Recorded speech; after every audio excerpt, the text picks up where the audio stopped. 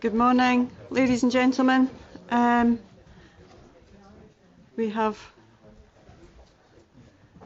quite a full agenda this morning, so I would like to maybe make a wee start. Can I welcome everybody this morning's executive and Councillor Munro, who's joined the executive. Welcome. Do we have any apologies? I've received no apologies, Convener. Thank you.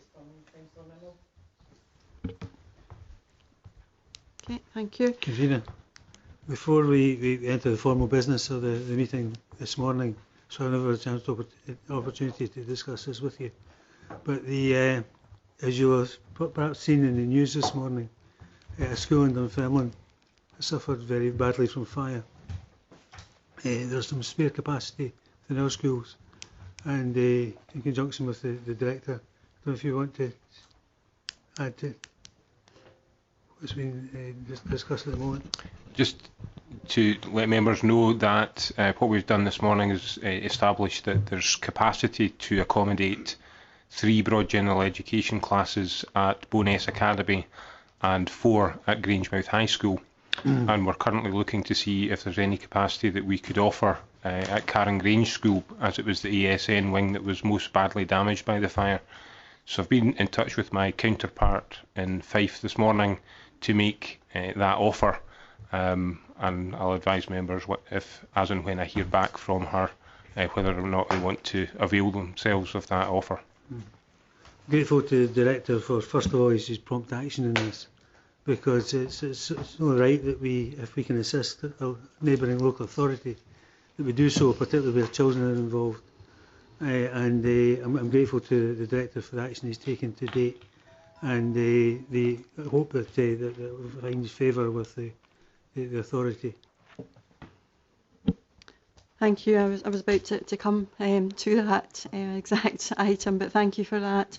I think it is appropriate where we do have the ability to help our neighbours out, that we're able to do that, and we make that offer. I'm sure that with careful geographical consideration of where the pupils are located, it would be easier to come to Falkirk than some other places, with Fife being such a large local authority. So we'll keep a close eye, and we'll do what we can to assist our neighbours, as ultimately it's the children's education that is the most important thing right now, is being able to get them back into school, get them settled down, and able to continue their education. And of course the ASN is an extreme worry about how that is going to be accommodated, because that is going to have a major impact on the pupils as well, and having to relocate somewhere else, but because of the devastation of the school. And it's for the grace of God that we've not had such a major event, but would like to think that other authorities would have helped us out in a similar circumstance. But so we'll keep a close eye on that. Thank you. Do we have any? Sorry, Lynn. I think, in view of the fact that it seems to cover 1,400 pupils, I think what's been suggested is eminently practical. Absolutely, yes. Have any declarations of interest? Okay, thank you. I haven't spoken to Mr. Moody yet, but the Buntascan item may have some connotations for me, but we could speak to you before we reach that one. Okay. There may be an opportunity this morning to have a quick word. Oh, sorry, beg your pardon. The minute first. Is there anything really contained within the minute? We agreed. Okay, thank you. Rolling action log. There needs to be a little bit of an explanation around item 468 on participatory budgeting, because that has not appeared on the paper, on the agenda today. Stuart, do you want to? Yes, thanks, Convener. The PDP that's been set up to look at the local governance review in general committee agreed that we would run past the PDP proposals for participatory budgeting and community engagement just hasn't been possible yet to have a meeting of that particular group, and hence why there's no report on the agenda today. We're still trying to get a meeting of the relevant members of the PDP in the hope that we can get a report to the next meeting of the Executive. Okay, thank you for that. Is there anything else related to the rolling action log at this time? No? Okay. Because of the number of motions and we have a number of people who are here to speak, I'm going to take the motions first, and that allows to free up officers and members to get on with their business for the rest of the day. So the first motion is proposed by Councillor Aitchison, and it's in relation to pest control. So who is going to speak on that one? Councillor Bissett. Following the decision in February to withdraw a pest control service by Falkirk Council to its residents, there has been constant reports and sightings of vermin in many areas such as Bowness, Greensmouth, West Quarter and Bonnybridge. Many of these inquiries have asked, what can Falkirk Council do? The answer currently, if residents telephone the contact centre, is, I'm sorry, we don't have a pest control service anymore. Given that Falkirk Council agreed to engage with pest control companies to provide a service in their own buildings, such as schools and offices, show an acknowledgement that there is an issue with vermin in the area. With the recycling centres each being closed for 2 days per week and the charge of £30 for bulky uplifts and households not receiving a free uplift each year, following the council budget in February, the community safety officers report a noted increase in incidents of fly tipping over the past few months, which have in certain areas led to reports of vermin. Many of the residents have made inquiries regarding vermin in or around their home, and they can be elderly and vulnerable, or from low-income households, and find it difficult to pay companies the rate they charge per visit to eradicate vermin. Therefore, I ask that members today give thought to Falkirk Council engaging with local pest control companies to encourage an affordable rate which will allow for issues to be resolved and also bring business for those companies. And better advice to the public on Falkirk Council website on how we can deal with some of these issues ourselves, and information on how to prevent vermin in certain areas. So the motion reads, budget cuts over the last 10 years have taken their toll on communities and council services. Currently there has been a rise in constituent inquiries regarding vermin. Council notes that we no longer have a pest control service. Council understands that monthly green bin collections, £30 for a special uplift charge, and a reduction in opening hours of waste recycling centres can lead to an increase in vermin on the streets. Council recognises that tenants, homeowners, vulnerable adults and some of our older citizens may find it difficult to tackle this serious issue.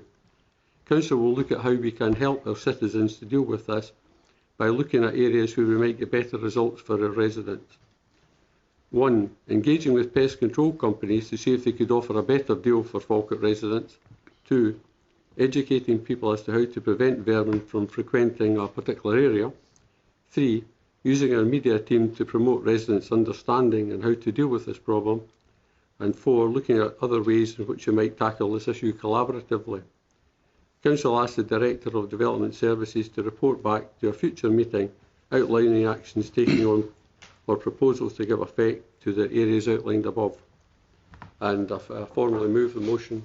And I would just say that possibly in the budget coming up that Labour might move to reintroduce the pest control service, but I think we need to tackle this right now. Thank you. Okay, thank you. Do I have a seconder? Right, thank you, Councillor Coombs. Councillor Garner?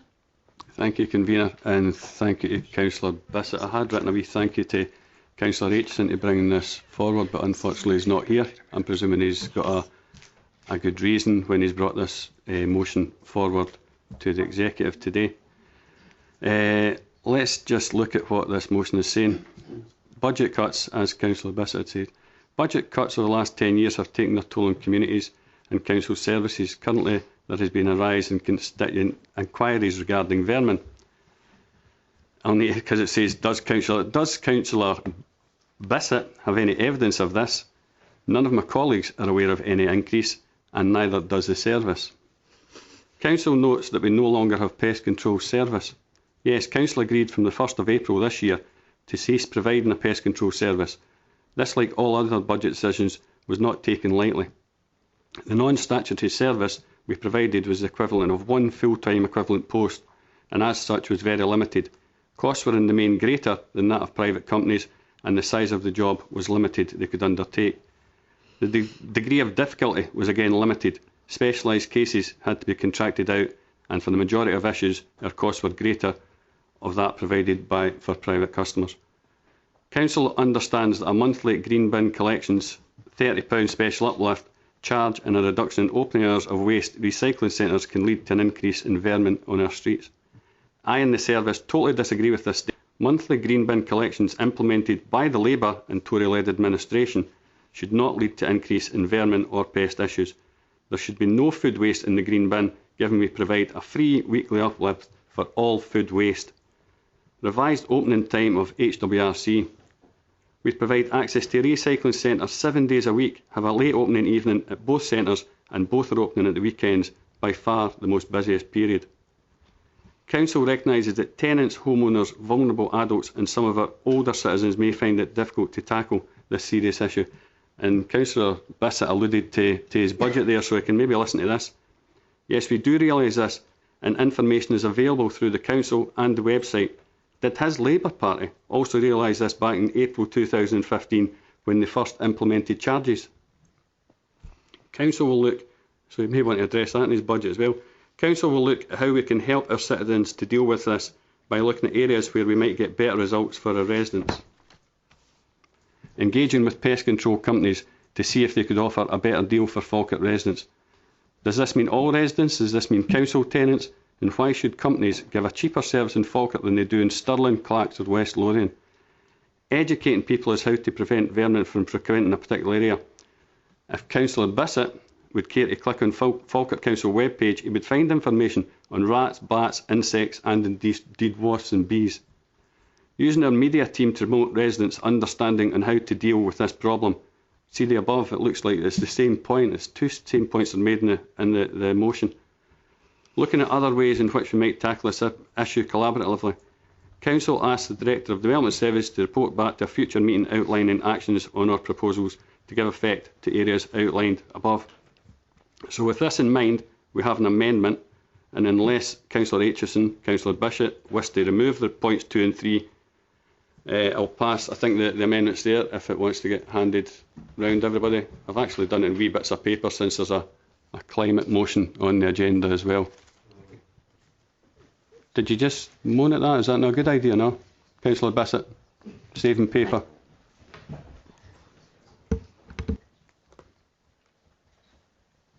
For the members in the public galleries, you want to maybe read out the amendment, Councillor Garner? Oh yeah. Once it's been handed out, is it handed out? The amendment we have is short, that's why it's in a wee bit of paper as well. Executive requests a report to come back on what the service is currently doing in the provision of advice, information and education for householders and tenants in relation to pest control. Executive also seeks to identify pest control providers and advertise them through our Trusted Traders scheme. Thank you, Convener. Councillor Bowes. Thank you, Convener. Can I thank Councillor Garner for the information which he's put in there, which to be honest with you, I've had a look at the exact same and could have come up with a number of the exact same points. I can only agree entirely with his amendment to this. I have not experienced any rise in constituents' inquiries. Have you got to say that there is a potential for hotspots in areas where there's water courses, where there's construction, especially demolition works, where you disturb mice or rats' nests? So I can understand you can get localised areas where you can have inquiries. In my own ward, we've got the Carn, the Lade, Lido, and the Carse area itself. And I will repeat that I have not seen any rise in constituents' inquiries regarding vermin. And keeping it quite simple, I'll be quite happy to second Councillor Garner's amendment. Okay, thank you, Councillor Rice. Councillor Munro. I don't think this is a political issue. I think it's a public health issue, and the role of local authorities in the past was deeply concerned with issues of public health, because rodents and pests can be a major cause of outbreaks of illness and disease, and I think we need to bear that in mind, whether or not we've actually had any increase or otherwise. Personally, I actually believe that councils need to do the basics well, and for the sake of £10,000, we've actually taken out of the budget this option for people to ring someone and get a facility timeously, and I think that's an important issue for people in time, rather than have to run around and do things. And I think as a local authority we have a duty to the public in matters such as this. Thank you. Okay. Councillor Nicholl. Thank you, Convener. I don't think anybody would describe Councillor Aitchison as one of the more politically motivated members of this council. That's no disrespect to him. I think I certainly accept at face value that regardless of what other members may have found to be the case, that David has had in his ward an increase in inquiries about vermin. I quite accept that. And as a local member, he's sought to do something about it and to highlight the issue that as he's found. Now, to be quite frank, Convener, I think I could put a coach and horses through many of the statements that have been made here. I'm afraid I'm a bit old-fashioned, and I really don't like the term of beginning to, when you say you want to educate people. I think that is a bit patronising for the modern age, so I certainly wouldn't have used that phrase. In fact, I think he's been rather long-winded in making the point, but nonetheless the point is quite valid. If he is finding an increase, and I've got to say that, you know, I haven't exactly calculated how many I've had this year, but I did have one last week coming from West Quarter. So it is an issue, but I'm not saying it's directly linked to the decision which we took in February. But the fact that it is an issue that a member has raised, and it is due to be treated with respect. And I have a lot of time for Paul Gardner. I think he's an excellent convener, and I pay tribute across the floor to the assistance that he's given on a number of issues. But I really don't think there was a need to, you know, destroy what I think was a genuine, well-meaning motion in the way that he did this morning. I regret that. There was no need for it. I don't think David was particularly playing politics. I don't think he deserved it. I mean, he has a job to hold down. I take it, I don't know, but I presume that he's at his job this morning. He raised an issue. Yes, we could pick holes in it, but I don't think he deserves the response that he got from Paul. So, weighing things up, as my group leader has indicated, I think on balance, and there were rights and wrongs on both sides, and I think it could have come down on either side of the line, but in defence of a local member taking up an issue which is of concern to his constituents and not being treated with the respect that was due, I think, as the group leader has indicated, we would be mindful of supporting Councillor Aitchison's motion. Okay, thank you. Any other member? Councillor Alexander? Yes, Convener. First of all, can I congratulate the Lynn on her, Councillor Monroe on her promotion. This is the first opportunity we've had to do so in the Chamber, and also to say that she's got big boots to fill, and despite Councillor Nicholl's contribution this morning, I'd just like to thank him for his instruction in terms of some of the relationships within this authority that Mr Nicholl has been party to as a leader of his group, and I hope that that's something that will continue. I think he's wrong in this particular front, and I think Councillor Monroe's wrong as well.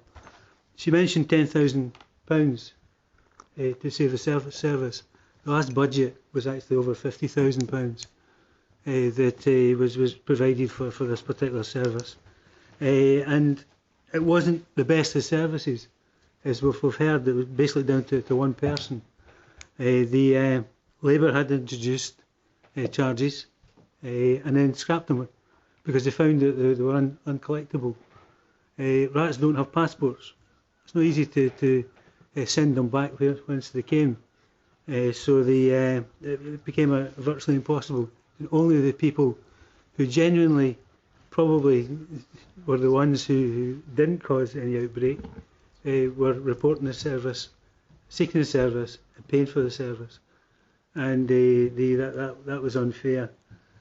Whether or not we cooperate with the private sector, if they can offer a service that's cheaper, then all you have to do is pick up the phone. I had a call with regards to wasps. I picked up the phone and I got a quote of £25. We were quoting 55 at the time, plus the cost of scaffolding. So that particular avenue was effectively blocked off to the constituent. But she got her service for £25, saved herself 30 as a consequence. Anyone can do that. David can do that if he's having problems in Bowness. Anyone can do that.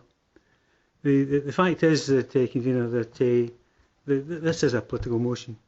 The statement that Labour may reintroduce the service shows that it's a political motion. We'll wait and see what service does transpire from the Labour amendment. But it didn't form part of the amendment for the last budget, the budget we're operating on now.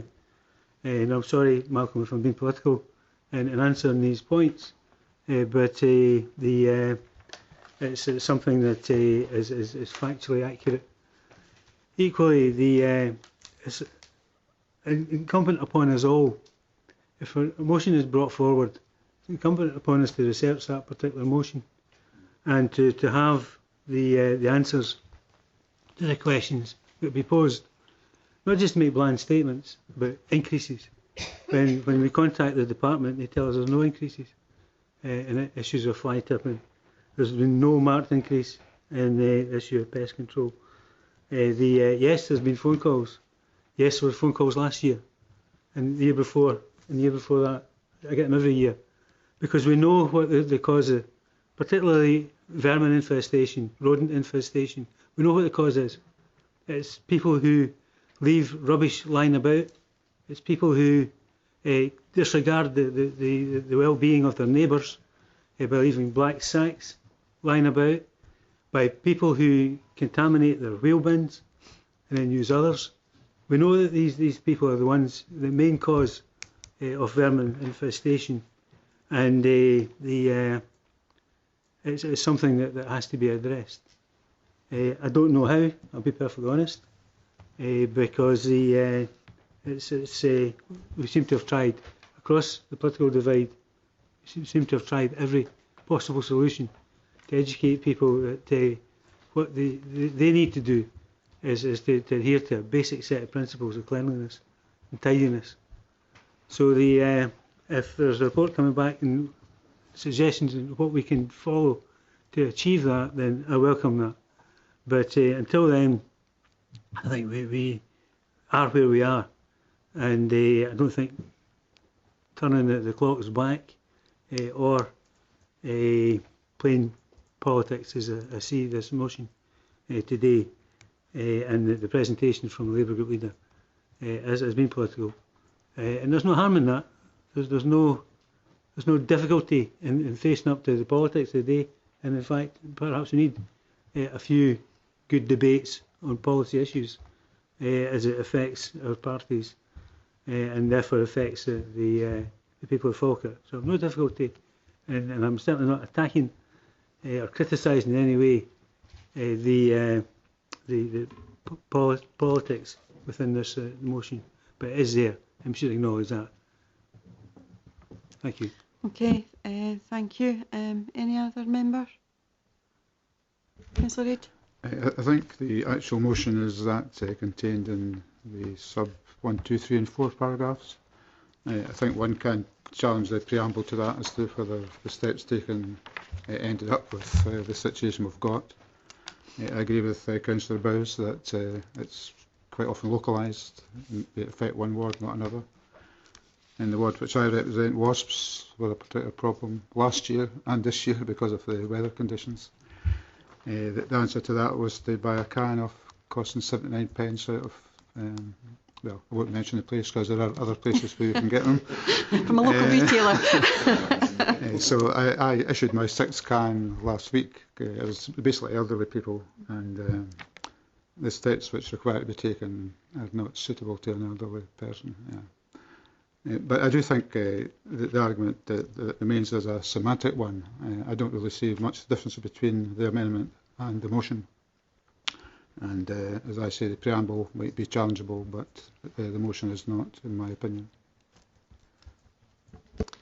Thank you, Councillor Reid. I meet each of the points 1 to 4. To be perfectly honest, I think that's already happening. It's happening within our services as it is at the moment. People can still contact the council for advice. They will be given advice. There's also advice on the website. It's something right across the board. We do have to look to educate people and how not to attract the vermin. We know what attracts them, and in some particular places where they are very close to water courses, unfortunately, if you're feeding the birds, that's a food source for rats as well. I think we do have a media presence, but perhaps that could be looked at and timed accordingly to particular times of year where there are issues with wasp nests, etc., that become more prevalent, and be able to direct people where they can get help. And I think having some of the pest control companies that we know are reputable on a trusted trader scheme, as we do with other aspects of difficulties that people have for small repairs, etc., that is an ideal way of being able to take that forward and giving a platform. But both do ask for a report to come back. I think obviously the preamble is political, and that's fine. That's fine, because we come from different perspectives on this, and I do hope that from Councillor Bissett's comments that they do engage in the budget process as we go forward, because it's not been happening in previous years, and I would welcome that, and I think that, the whole of people of Falkirk would welcome that engagement. So if there are no other members wishing to come in, we'll move to the vote. Thank you, Convener. We have a motion which appears on the agenda, and it's been moved by Councillor Bissett and seconded by Councillor Coombs, against which there's an amendment moved by Councillor Garner, seconded by Councillor Bowes, and that has been circulated. Councillor Alexander. Amendment. Councillor Bissett. Motion. Councillor Bowes. Amendment. Councillor Coombs. Motion. Councillor Garner. Amendment. Councillor Harris. Motion. Councillor Hughes. Amendment. Councillor Meiklejohn. The amendment. Councillor Monroe. Motion. Councillor Nicholl. Motion. And Councillor Reid.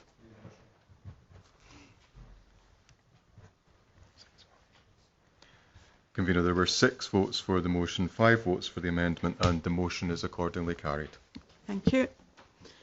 We now move to the motion proposed by Councillor Black in relation to the ethical carer standards. Councillor Black's not present to move. I've been with. Okay. Thank you, Convener.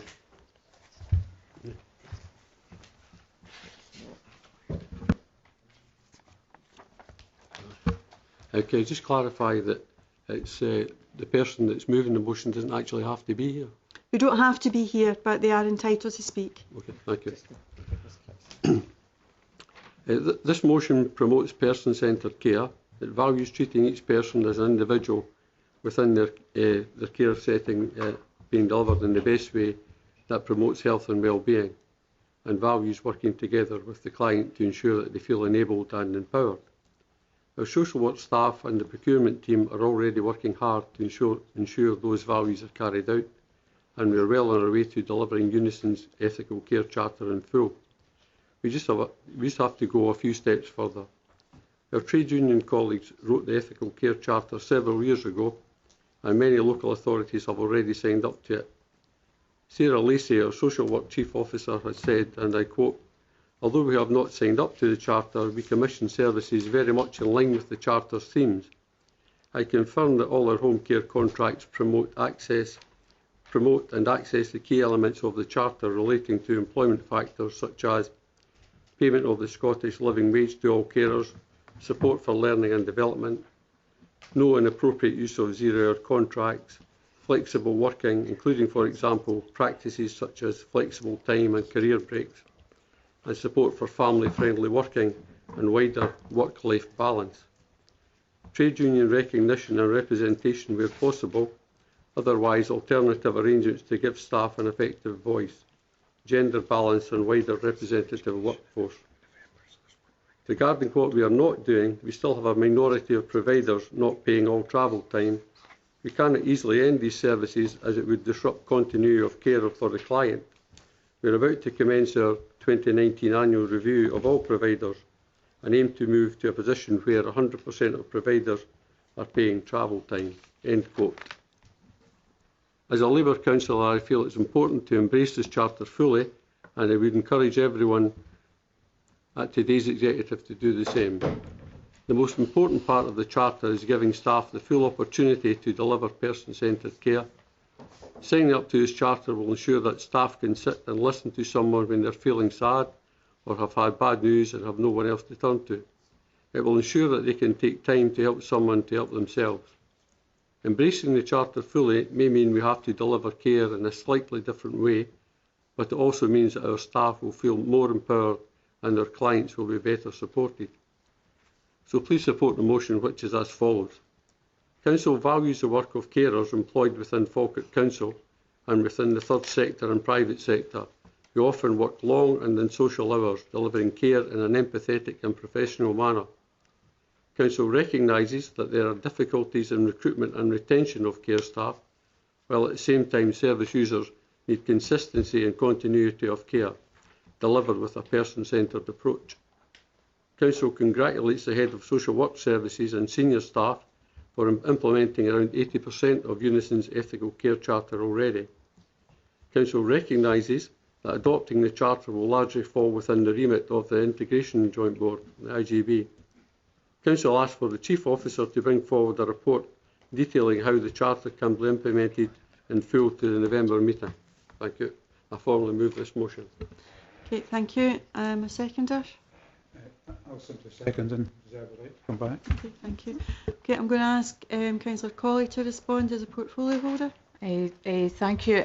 I've had some conversations with Joe McElhone before his retirement on this motion, and I've asked Patricia Cassidy to come along today. There's been a huge amount of work going on over the summer since the employment of our two new heads of integration, and a lot of work on home care and home care staff working. So if there's any specific questions, I've asked Patricia to be available for that. I think I don't think we have any issue whatsoever with the Ethical Care Charter. It makes a lot of sense. The main elements are acknowledged by Falkirk Council. They're positive aspirations. They contribute to forming an integral element of our existing approach. So these are things that we're already doing, which is reflected in the 80%. The quality of care for individuals, including sufficient time, consistency and quality. There's a lot of focus within the Charter itself around the question of 15 minutes visits. Our Joe McElhone had discussions with the local branch secretary of Unison on that specific point, and it is possible to comply with the Charter while still having visits that are 15 minutes. And I think the question is whether these are short visits are used appropriately. So an example might be where we're working in re-abling someone, that a short visit around providing medication, reminding someone to take their medication would be an appropriate use of it. In terms of our home carers, they're paid for travel time between appointments and are provided with a mobile phone. We don't use zero-hour contracts, and all employees are paid the living wage. and sickness benefits are in line with that for the Falkirk Council staff. As are and external service providers are paid an all-encompassing rate, which is inclusive of travel time.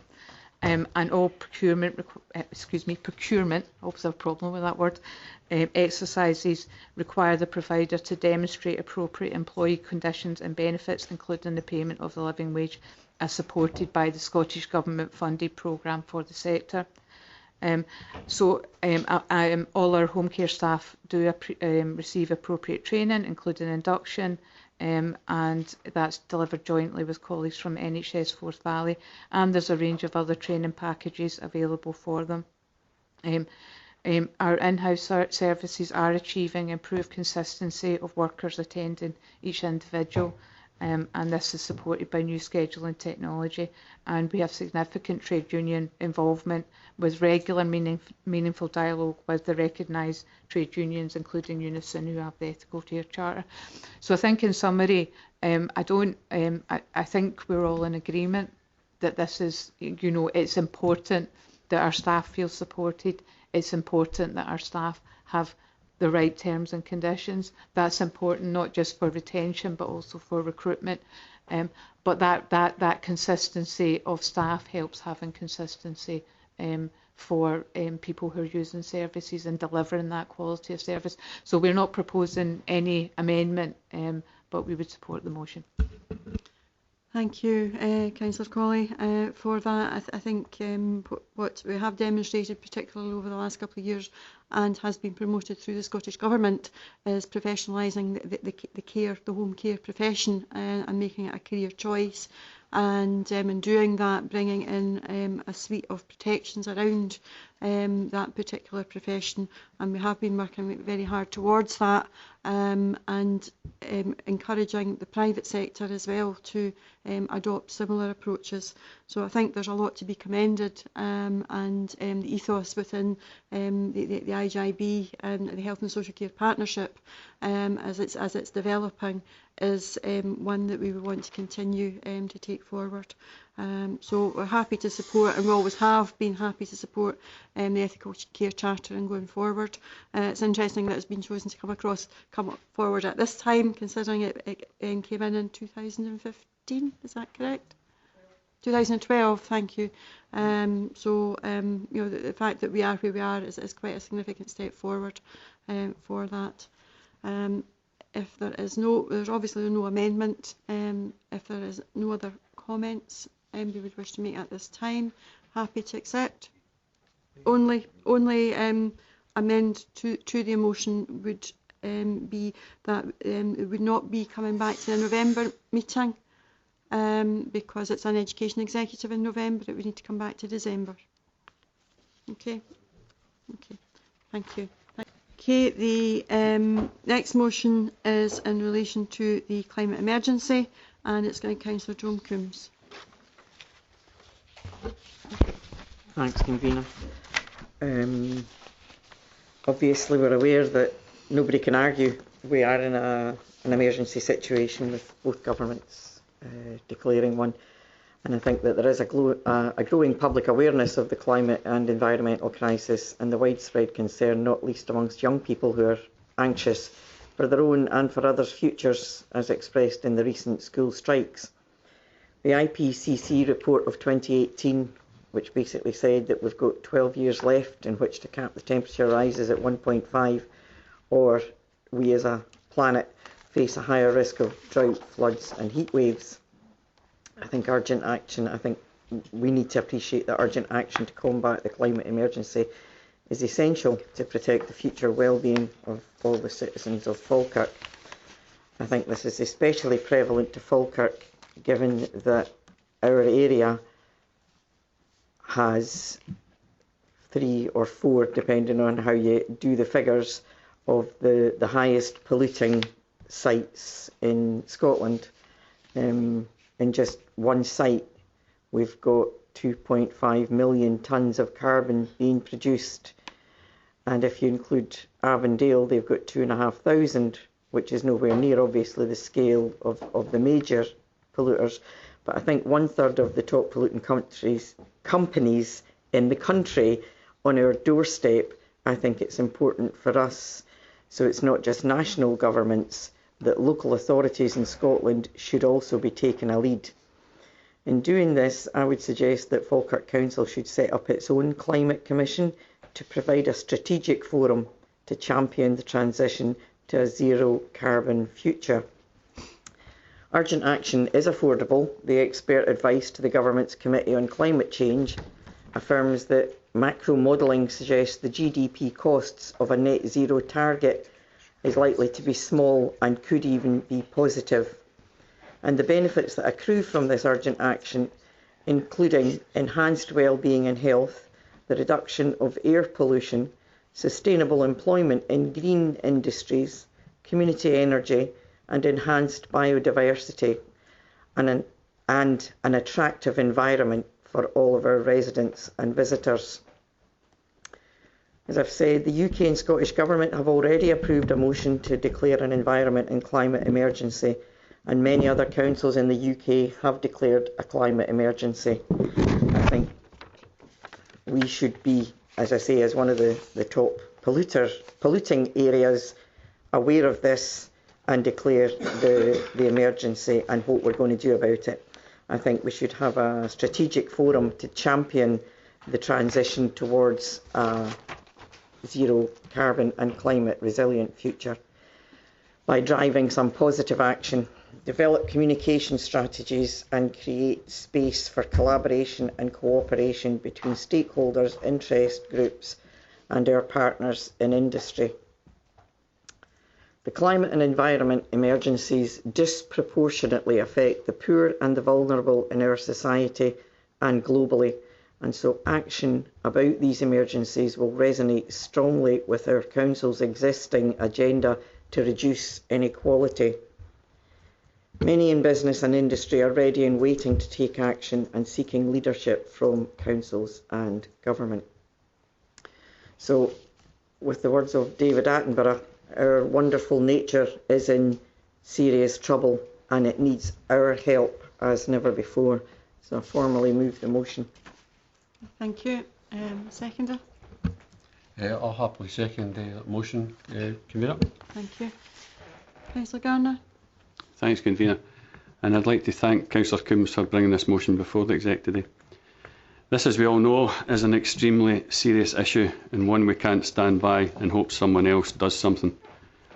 Moving to the motion, and while I agree with the sentiments, I find it quite puzzling that one hand it congratulates the Scottish Government on its ambitious targets and another criticises them for only narrowly missing the highly ambitious targets they have set themselves.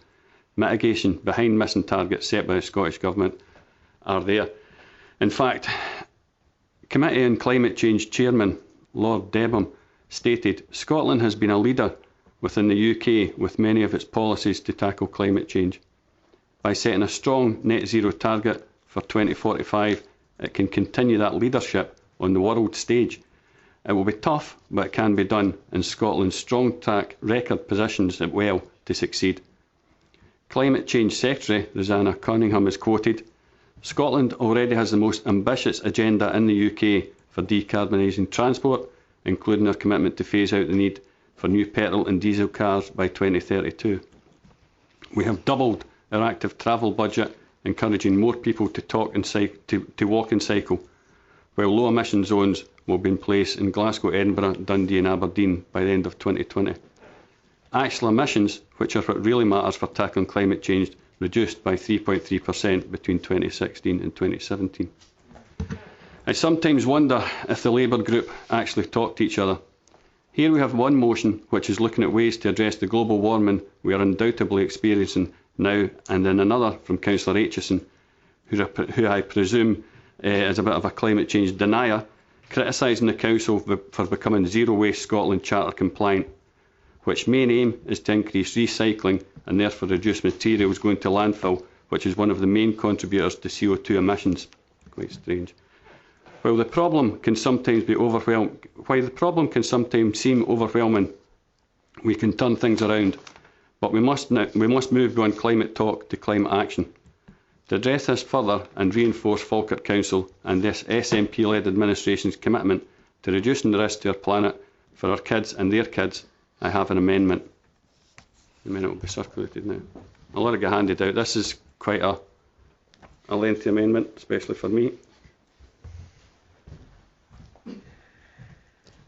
Just to say that once you've moved the amendment, there may be an opportunity for a short recess to allow consideration of the amendment, and so therefore maybe a formal seconding, and then we could come back after the recess. Thank you. Maybe they may just agree.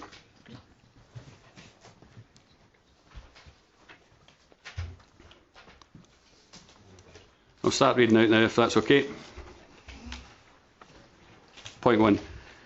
Executive recognises that climate change is an emergency and notes the urgent need for action to address existing negative impacts such as extreme weather, fires, droughts, floods and loss of habitat and indeed species.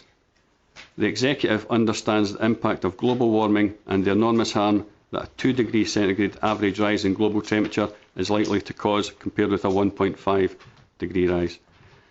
Agrees to declare a climate emergency immediately and to continue with the excellent work already underway in Falkirk Council and push towards increasing our efforts to reduce our carbon emissions to net zero by 2030, while making Grangemouth our first carbon neutral town.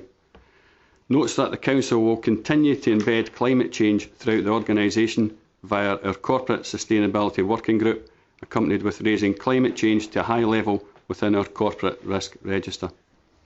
Agrees to the creation of a network of climate champions throughout the organisational structure and in partnership with our elected members. This will be complemented by our Climate Week itinerary, which will see the climate change team run several workshops and activities across the second week in October. These will be themed around areas of our carbon footprint to increase awareness within the organisation of the impact that we as a council make. Requests a review with the aim of establishing meaningful carbon reduction targets aligned with the Scottish Government's ambitious targets, which will aid the Council in achieving net zero. Targets will also be reviewed by service area to ensure a whole organisational approach. Notes the undertaking of large-scale actions to reduce the carbon impact within Falkirk area through the growth and investment deal, which will look at energy and carbon reduction projects. Notes the continued development of our suite of projects aimed at reducing the Council's carbon impact. Notes the focus on increasing biodiversity through our aim to plant 40,000 new trees and our peat bog restoration project within the area to mitigate our climate impact and improve air quality. And finally, requests a review of how the climate is changing for Falkirk area and the development of a strategy and how the Council can help adapt our services and spaces to ensure that the Council area remains a pleasant place to live, work and visit. Thank you. Okay, would members wish a short recess? Convener would like to take a short recess, please. Thank you. Councillor Alexander, do you want to formally second and reserve your right? Yeah, we'll do that. Okay, right, thank you. 10 minutes? That would be fine. Thank you, folks. Councillor Alexander, do you want to speak just now or do you want to wait to hear? Okay. Okay, Councillor Coombs.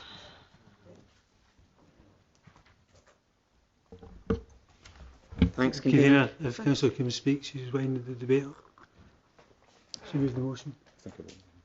It was to give her a chance to respond whether or not they would support the amendment. Talking, no talking. Purely on whether or not you're going to support the amendment or not. If you're not, then you can keep your comments to the point where you can wind up. No. I'm delighted that because I brought this motion forward that we are more fully versed on the actions that the Council's taken. And so I go back to my previous motion, and what the motion there was doing was first of all highlighting that we need to do something about this. It needs to be everybody involved at all levels of government. And I think that what I was asking for was officers to come back and give us more information. So I think if they could augment the information that's in the amendment, perhaps with a report to or on the next information bulletin, then I think all members then would be fully versed as to what actions the Council is taking. And I'm further delighted that we are in agreement as I said, that was the whole point of my motion coming forward, was to highlight the situation that we are in. As the biggest polluter in Scotland, then we should be making the biggest effort to try and alleviate that fact. Okay, I'll get Councillor Munro to come back, and then I'll come to you, Councillor Alexander. Councillor Munro. I think it's very difficult to argue with the urgency of this matter and the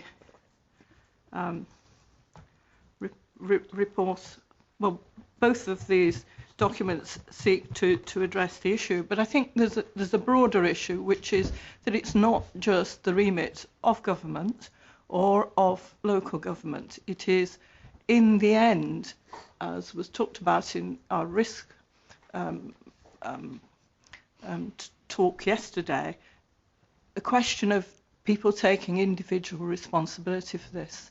And each one of us has to step up to the plate in order for sufficient change to happen. And that means we need to do lots of simple things individually. And there are lots of examples, like we need to eat less meat, we need to unplug our devices, we need to persuade our youngsters not to buy too much fast fashion, plant gardens instead of laying monoblocks, line dry our clothes, and turn our heating down and walk more. But it's not enough for us as local authorities to actually talk about the things we can do. We somehow have to get everybody to own the challenge, and that means individuals. Thank you. Okay, thank you. Councillor Alexander. Yes, Convener, just to say that much of what's been discussed this morning is already happening, and I wish to put that on record. Looking at things from an economic development perspective rather than just purely environmental, the challenge for us really is to ensure that when we have growth that is sustainable, we have growth that is complementary to the environmental concerns that we have. And we do have some of the traditional industries that are high polluters. But I have to say that I'm heartened by the cooperation that's coming between the various companies in the Grangemouth area within that particular strip. And I'm heartened by the fact that they're making it very, very clear they want to be involved in the green agenda. They want to be involved in the areas of making Grangemouth in particular cleaner and greener. That's why we've had excellent support for the investment zone bid, the growth bid that we have promoted between the Scottish Government and the UK Government. And we wait to see obviously what the outcome is in terms of the first stage, which is the financial package that we hope to achieve from that particular process, and hopefully we'll hear very shortly what the outcome of that is. But perhaps the most significant part is not so much the cash that's coming away. That is important, but the willingness of the industries to come together, to work together, is something that is new. Douglas Duff will be able to give more information with regards to what is happening with regards to, for example, the partnership that we have as a local authority with the private sector throughout the district, but with a particular emphasis on Grangemouth. I'm satisfied that is probably the better forum, the better opportunity to achieve the type of change that we want to see in our society and our locality as well. Change that in a way that protects the jobs that are down there as well, because sometimes we don't hear too much about the jobs. So what we want is to have that dual responsibility of environment and economic development, because it's very clear that as well that poverty is a major scourge when it comes to to dealing with environmental issues as well. There's very little incentive for someone at the bottom of the financial heap to regard the future as being important when the present is dishing them on a daily basis. So there are many issues that we can address. I'm satisfied that we've made an excellent start. The commitment that's been made by industries and by the government, local representatives of the government, and the Scottish Government as well, gives us that opportunity to press for areas that will require massive investment, such as carbon capture. But if anywhere is it ripe for carbon capture in the greening agenda, it's Greensmouth. And but we've got to approach that in a positive way. We've got to approach that in a constructive way, and certainly not indulging in some of the more fanciful and reckless antics that have taken place in part round about that particular area. So with that convener, I think what's been moved by my colleague is, from an environmental perspective, excellent, and from an economic development perspective, in line very much with the ethos that we've followed as representatives of this authority, and very much along the ethos that I think particularly the young people would expect us to follow in terms of not only their environment but their employment prospects. And I'll finish up by saying that I attended an open day for recruitment in down in Greensmouth in the Lee Park Hotel, and you could see the interest that was there. There was over 600 people there, and that was the smaller of the two fairs that had taken place at that particular point in time. So there is a need for these jobs. There is a need for environmental change, and there's a need for us to act in a responsible manner, which is something that I can guarantee we will definitely continue to strive towards as we head into the very different agendas from the traditional agendas that we've faced in the past. Okay, thank you. Councillor Nicholl. Thank you, Convener. To pick up the point that Lynn made earlier about it all being an individual playing a part in reducing the effects of climate change, whilst we can all sit at home and tut over the actions of what President Bolsonaro does or what President Trump does, I think it is important to recognise that individually we can altogether contribute towards helping save our planet. And much as I like to be fair to everybody, I think it's worth noting that much like the Prince of Wales was ahead of his time in highlighting the dangers to the planet, the mover of the motion, Councillor Coombs, was the first person I knew that had a eco car, one of these electric cars, when they weren't as common as what they are now. So I think Councillor Coombs, by our actions in those days, shows that from before it became as a hot potato, a hot topic as it is now, recognised that, and I think it's worth giving her the credit for that. Thank you. Thank you. Any other member? Councillor? I think we're starting to drift a little bit. The Labour group has accepted the amendment, subject to a fuller factual report coming to Council via the information bulletin. Well, I wondered if the convener would accept that.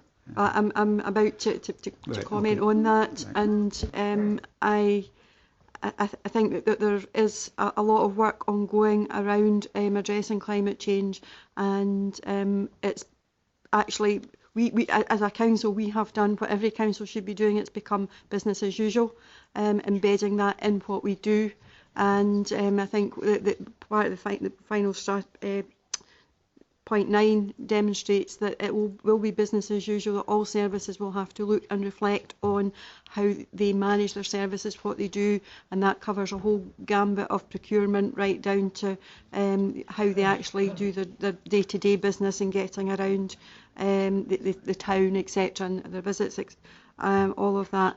I'm aware that there will be a report coming forward in the relatively near future around our economic partnership and the growth deal, and perhaps that could then have a section in it around the climate change and what we are doing, and a bit around what we can do to promote at a personal level as well, around what people can and should be doing.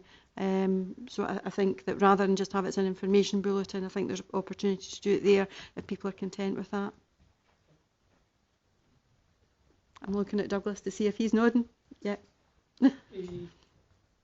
Sorry, Councillor. Happy for that. I expect that I'll obviously need to discuss it with the Director. Clearly there's a lot of substance to this matter on its own. By all means we can have that coincide, but it may be a report on its own to come to the Executive to address the matters that have been discussed today, and we will certainly demonstrate the connections that are evident with the work on the growth deal. Absolutely. It is very dynamic and it will be a relatively high level for a number of reasons, commercial sensitivities as well as a changing environment, particularly within the industrial sector. So there may be information that you might look for in that may not be able to be shared or available at that time, but I think the principle and the direction will be very, very clear going forward. Okay, on that, everyone content with accepting that? Thank you. Move into the agenda proper now, and item 6 is... You've missed out sorry, beg another your pardon. motion. Beg your pardon. Yep. Okay, sorry. Councillor Reid, your motion. Yes, it's obviously very lightweight compared to that which we have just discussed, but yes, I would ask that in future street name signs bear some detail of the provenance of the name. There's a great increase in the interest in local history in our area, and I think street names contribute to that quite a lot. We do have a policy where we try and avoid names unless you're dead, and dead for quite a long time actually. However, there is one name which we introduced lately, and I saw the guy last week and he was amazingly healthy actually. So there are obviously variations from it. But some of the, I mean, if you think of Falkirk South, for example, Cromwell Road, Monks Road, Holly Road, obviously connected with the Battle of Falkirk, Kemper Avenue, Breton, Cornton, because of our relationship with Quimper in France. We go on and on and on. Just lately, Councillor Patrick, Councillor Brennan and myself were asked for a name for where the Polish Club used to be built, and we came up with the name of Sikorsky. People wouldn't know what that particular, and by the way, the sign's not up yet, but that's another story. So I think all these things remind us of our past, and we forget our past at our peril, to be honest. So, but to save money rather than do it retrospectively, I think if this were to happen with new street names, and also where street name plates are being replaced. Simple request. Okay, thank you. Seconders? I'm happy to second Councillor Reid's motion. Okay, thank you. Councillor Garner? Thank you, Convener. I don't agree with Councillor Reid in this, that this is lightweight and simple when you look into it in a slightly more deeper way. Firstly, I'm presuming this idea has come from Councillor Reid's time as Provost and his many travels in and around France, where I believe it's used over there. It travels elsewhere as well. Around France, yeah. I find it quite astonishing, but not surprising, that during these 10 years as Provost and 10 years as part of Labour-led administration, that it's taken him until now to bring this proposal forward. Our heads of roads has expressed some concern about the potential risk of drivers and cyclists slowing to read the additional info on the street sign, and this is a concern that officers in other councils have expressed or found. If we look at take an average wording of a street sign, and let's say someone wanted to name a street sign after Councillor Spears, who's just left, and they want to call it Spears Way, for instance. So I've changed something really simple here. Councillor Robert Spears, committed to the people of Grangemouth for over 35 years and always fought for what he believed to be right. Plain, simple, something that would sort of explain why the name's sign is there. Now, if we take that, it's 102 letters at £4 a letter. Yes, I had to get my calculator out for this one. £408 per street sign, £816 per cul-de-sac, £1,632 per street. I have in my relatively short period of time named 9 streets now. That would be £14,688. Presuming other councillors have named streets, and given the fact that this, to me, absurd motion in relation to financial circumstances alludes to, and it alludes to retrospective applications also, the amount would be very, very significant. We find ourselves under severe budget pressures due to continued slashing of Scotland's block grant from Westminster. To propose something like this at this time, I find quite simply not on. I do agree with the sentiments in it, as I said, but I have an amendment here. The Executive agrees that information on the provenance of street names would be a useful addition to local history and instil a sense of community pride while protecting our heritage. The Executive agrees that this should apply to future street names, but should be achieved by the information being included on the Council's website only. And I've got in brackets here that, and that this facility should be available for existing street names where the information can be provided at no cost to the Council. Thank you. Okay, thank you. And seconder, Councillor Alexander. I'll second and reserve the right. Okay, thank you.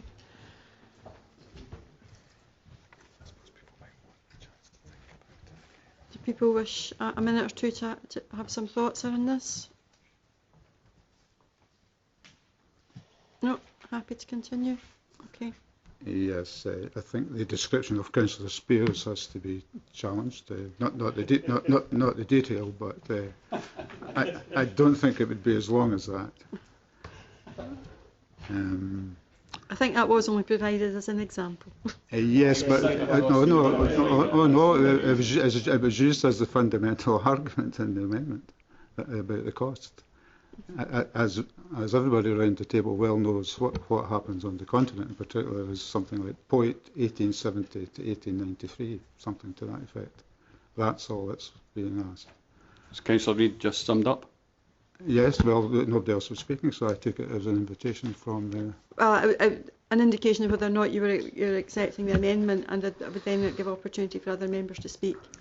No, I don't accept the amendment. Okay, but I'm happy to let you sum up. No, if someone wants to come back.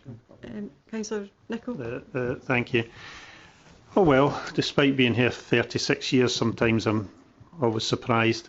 I thought this was a fairly innocuous motion coming from the former provost, and I thought it would help people have a greater sense of community pride and local history.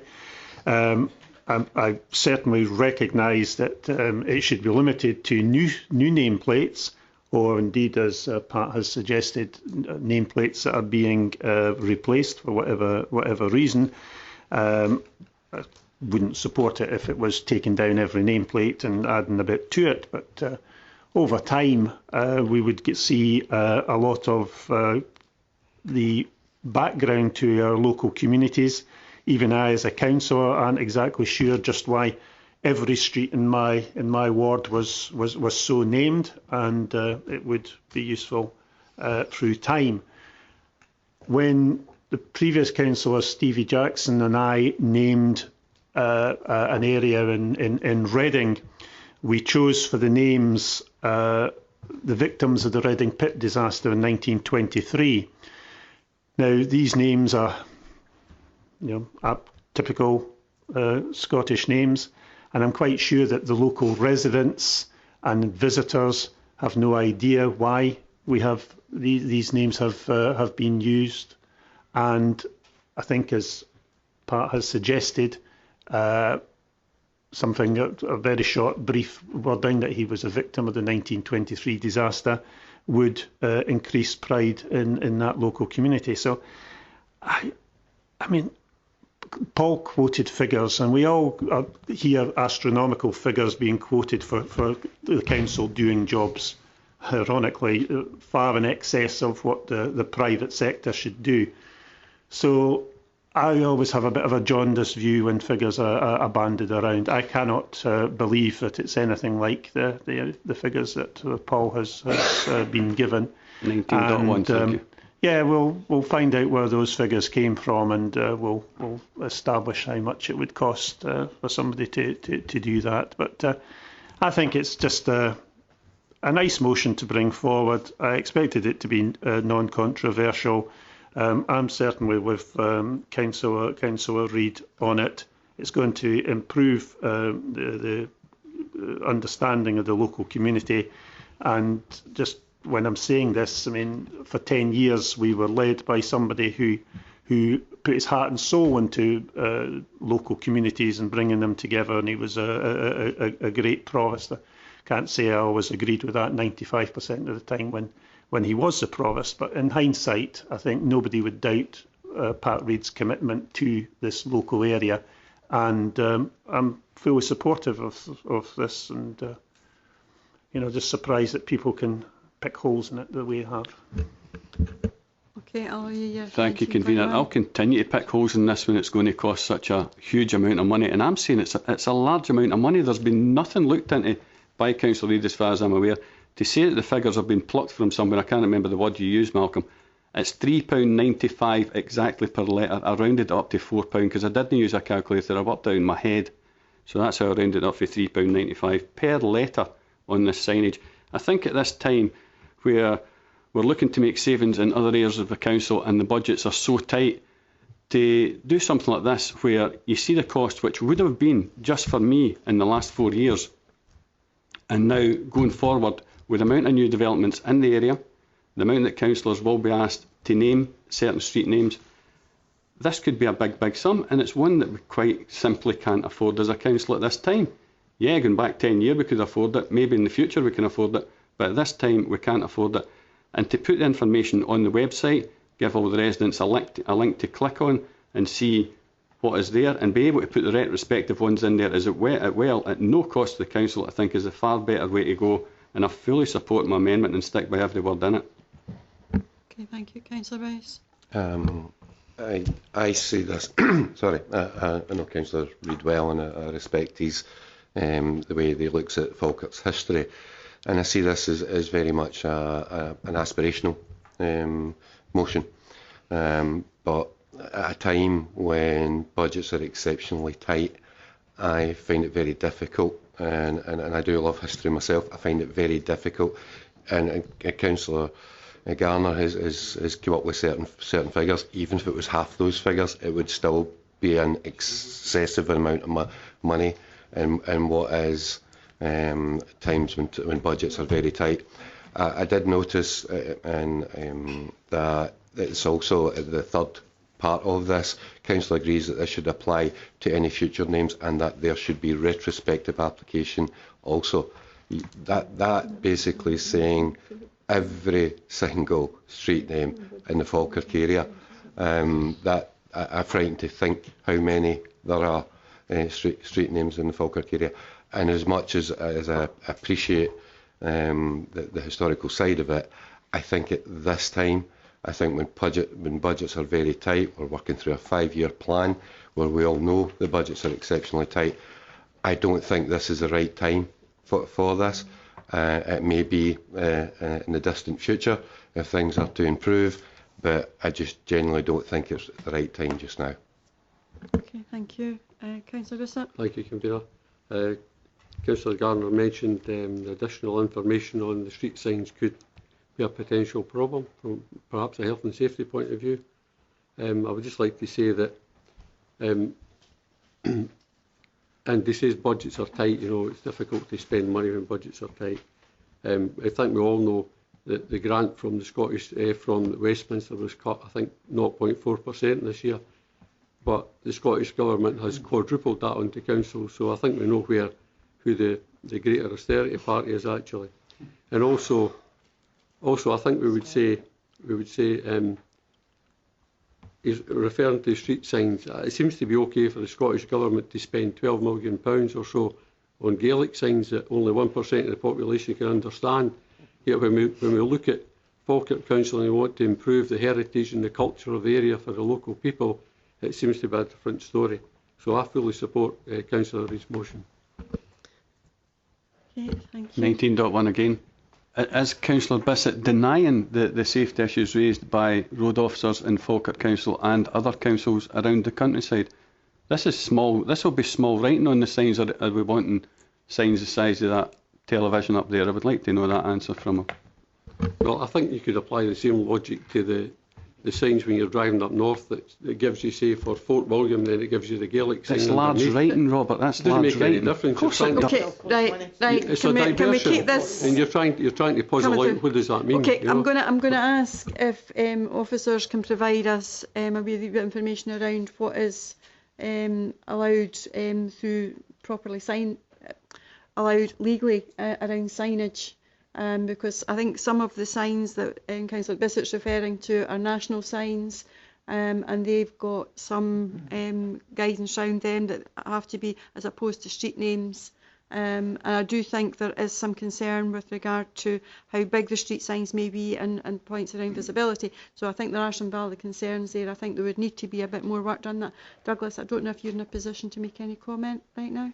I think simply to say, Chair, that we would need to do the work on that. We would need to estimate just what would be involved in carrying this work out and the consequent effect in terms of the design of the street names and effect on costs. Clearly we have to follow the guidelines on provision of street names to make sure that they are properly compliant and meet the safety tests that are necessary. Obviously in some situations where there's pedestrian ways and so on, then there can be means of conveying that without risk to vehicles. But this would all need to be undertaken, and I think a technical report produced in order to determine how it would be established. Okay, thank you. Councillor Alexander, you wanted to come back? Yes, Convener. The decision to erect Gaelic or dual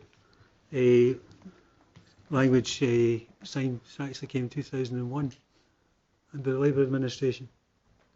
But, well, c'est la vie. I don't think we're too far apart, because I'm sure that Councillor Reid would recognise that there would be a cost to this particular proposal. Now, if we were sitting on the sunny side of the street, and Councillor Bissett clearly is sitting on the sunny side of the street, if he thinks that the Scottish budget was reduced by 0.4%, and looking at 1 year in isolation, instead of looking at the global picture, then he would recognise that his group moved as part of an alternative budget to scrap a play scheme for the disabled kids during the summer. So it shows that how tight they saw the budget settlement. It shows how tight they saw the funding of council services. So anything that they would add to that particular problem of putting services in place that people need rather than perhaps what they want is something that is a fact of life. Now, I don't think we're too far apart in terms of what's been said. The only difference being the issue of a physical presence at the sign itself. I think that what's been proposed in the amendment is reasonable, given the times of austerity, and given the fact that we are struggling to fund essential services at this point in time. But that's something that Pat can perhaps reflect on. What I'm sure he is capable of doing is recognising that there's an in here and accepting the in when it's offered. The may not get everything he wants, and I understand the desire to see the signs being placed, but the bottom line is that it's a motion again that's a stab in the dark, and we need figures. We need the facts and figures to come forward for members to properly consider what's going on. What we can do, and hopefully we can get joint agreement on, is to deal with the issue that's been highlighted by Pat this morning, which is the issue of the guidance that's come. It's not our policy not to recognise the role of community activists. It's not our policy to debar them from having a street named after them while they're still alive. That is guidance that has come, but it's only guidance. We have the ability and the right as elected members to say that guidance we don't accept, and we can do what the guidance says we shouldn't do, which is recognise people's commitment to their community at a time when it's very difficult to do otherwise in any other field. We can acknowledge the commitment made to community activists. We both put forward an individual from the Grahamston area for recognition, but his problem is he's still breathing. We both put forward another name, but because he has the surname of a current politician, that particular suggestion fell foul to the guidance. We can disregard that guidance if we take the decision as members to do so, and it's maybe something that we can discuss after today's meeting. But as far as the motion goes, I think the amendment encompasses the spirit of the motion, and but recognises also the practicalities that are of difficulty in terms of implementing that motion at that particular point in time. At this particular point in time, and this gives us the opportunity to step back, to agree what's on the amendment, and to get that information in the future if it's the priority of the members. I would have thought that there would be more important things, and I'd say that in a genuinely constructive way. There are many areas of our community where we suffer from inequality. We suffer from lack of opportunity, and I would have thought that the priority would be in those fields. But I do accept that what the former provost says is heartfelt, and we have to respect that. And but I do also think that the amendment better suits what he would, the Pat Reid that I know, the better suit the Pat Reid that I know, because it recognises the priority being those who are most in need within a community, rather than something that is, as he described himself, slightly more lightweight. And I make no criticism for that, but hope that that will be recognised. Okay, thank you. Councillor Hughes. Yes, Convener, I am concerned today because I'm really concerned that by implication that the Labour Party has been undermining the Gaelic community today. We have to remember, we should recognise the contribution made by the Gaelic community in this area and in central Scotland over many years. We should also remember that the highest concentration of Gaelic speakers is in central Scotland, and I consider it as not acceptable, although I accept that in debate that through inadvertence words can be said, but the implication today has been an attack on the Gaelic community, which I find unacceptable. Okay, thank you, Councillor Hughes.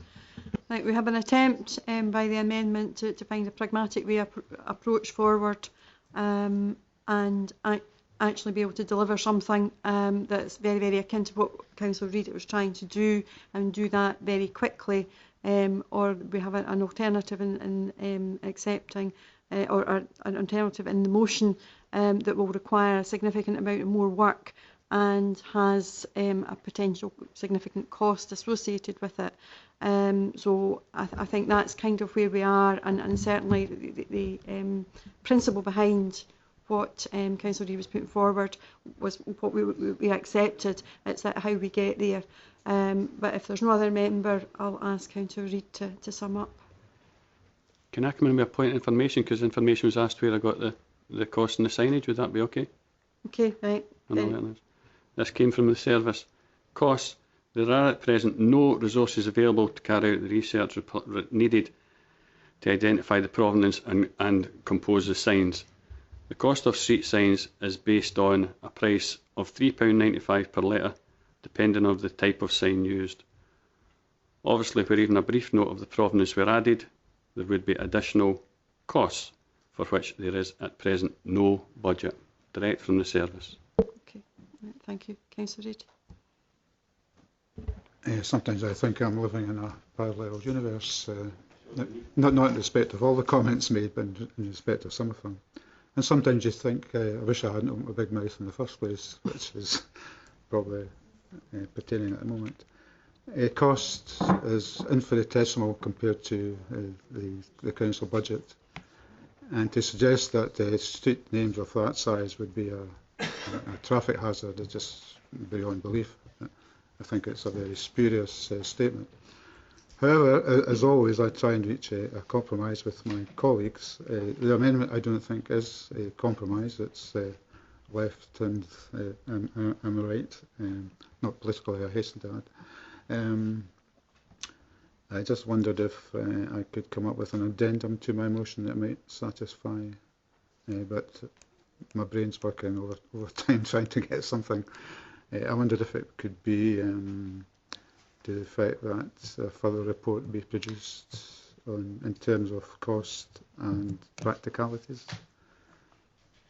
Okay. Something to that effect. Maybe somebody else could find a better form of words. Mr. Moody's usually quite good at that. Putting him on the spot now. I think there will be costs, but as far as a retrospective, where possible and appropriate, meant where street names were being replaced rather than to do it. So I'm really talking about the future principally rather than the past. We don't want to make a mountain of a rather small molehill here, I think. Okay, colleagues, Councillor Gardner, how would you feel about the addendum? Definitely a more prudent approach. That would be subject to a further report around the technicalities and the practicalities and costs coming back. Particularly in regard to retrospective, I don't have a major retrospective project in mind. Okay. Thank Councillor Reid for that. Councillor Alexander, as the seconder of the motion, would you be happy to accept the addendum? Yes. Thank Councillor Reid for that. Okay. Colleagues, Councillor Bissett, would you be happy to accept Councillor Reid's? I'd be happy to accept that, yes. Okay. Is there anyone otherwise minded? No, as we forward. Okay, well, thank you very much for that, Councillor Reid. And we will reflect a form of words in the minute accordingly. We do now move on to item 6 and the referral from the Corporate Partnership Forum. Mr Ritchie. Thanks, Convener. The Corporate Partnership Forum met on the 7th of August and approved a number of policies for referral to the Executive. So this morning the Executive was asked to approve implementation of changes to the capability, discipline and grievance policies and to the job evaluation policy. Section 4 of the report provides information on the changes to each policy, and Appendix 1 of the report summarises the proposed changes to each policy. I think perhaps to summarise, there's two principal reasons behind the changes. First one is to continue to write our policies in plain English, and the second one is delegation of decision making to allow more efficient decision making and increased accountability, and we believe that the changes in these two policies will allow both of these principles to be carried through. So the recommendations, Convener, are set out in section 2 of the report. Okay, thank you very much for that, Mr Ritchie. There's no fundamental change in the policy. It's agreeing a format and an easy use and easy read use for staff, all of which have been agreed by the trade unions, and no particular issues have arisen from that, and they're content. So I'm happy to move the recommendations as in section 2 to accept these revised policies.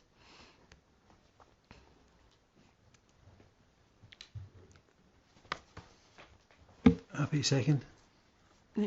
Thank you. Any questions or comments from members? No? Okay. Thank you. Item 8, and that's the Local Development Plan 2 Supplementary Guidance. Sorry. Oh, I have. Review of the taxi fare scales. Apologies. I'm working from too many sets of papers. Thank you, Convener. This is a follow-on report from a report which you considered at your June meeting, and at that point you'd agreed to maintain the taxi fare levels and charges at their current levels. But as the report set out at the time, that required to go to public consultation, and this report brings back some comments which have been made by members of the public, and those are set out within the report. They are mixed in that some think the fares should go up a bit, some think the fares should go down a bit.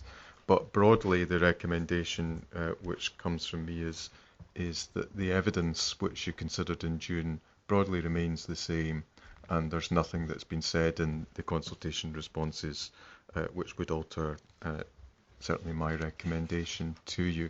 But I think, Convener, we have an opportunity to hear from the portfolio holder in this occasion as well, who is Councillor Murtagh.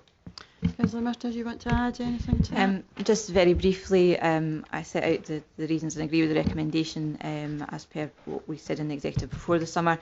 I think that the small number of consultation responses we've had are dealt with very well in the report, and I would continue to recommend that we go with what we originally set out, and note that now that we have annualised this process, that this is obviously going to be part of the formal process coming to executive, but there's no need to consider any variation from the what we set out in June. Okay, thank you. Councillor Hughes. Thank you. Having taken into consideration the views of the consultees, officers' responses and the views of the Taxi Forum as highlighted in 5.2, I would draw committee's attention to paragraph 7, which proposes no increase in the taxi fare level and charges. I would ask that the Executive agrees to the recommendations as set out in paragraph 2.1 to maintain the taxi fare levels and charges at their existing levels, and to instruct the Director of Corporate and Housing Services to notify the consultees. Thank you. Okay, thank you for moving that. Seconder? Happy to accept. Thank you. Any questions or comments from members? Happy to accept. Thank you. Item 8 is the Local Development Plan 2 Supplementary Guidance. Douglas? This report sets out how we propose to handle the preparation of supplementary guidance that is needed to associate with the approved Falkirk Local Development Plan number 2, which was approved at the June meeting of Council. And basically the report is recommending that we streamline the approach to the production of this supplementary guidance in order to allow that to be adopted to coincide and immediately following the adoption of the main plan. Supplementary guidance is necessary as a consequence of the legislation, and it backs up the set of policies that relate to the LDP. and we currently have a suite of 17 various supplementary guidance notes that were agreed and adopted through the LDP1 process, and these are used to give further guidance to developers when it comes to the detailed nature of preparing their schemes and make sure that they are compliant with policy in both in national and local terms. We're looking now, we've been doing an exercise in the planning service to look at areas where we can possibly streamline our approach to the production of policy, and given that many of these guidance documents were consulted upon at the time when they were initially adopted in LDP 1, we perceive that there's likely to be little change involved in these in the process of adopting them through LDP 2. So in section 4 of the report, we've grouped the various pieces of supplementary guidance into those that we consider might be pursued through an expedited procedure, which would allow us to revise these and seek agreement to them immediately without recourse to the executive, and a new set, Group 2, which would be a set of new or combined supplementary guidance that amalgamates various policies into a more streamlined document. These would be the subject of consultation, and our intention would be to bring them back to the executive for decision.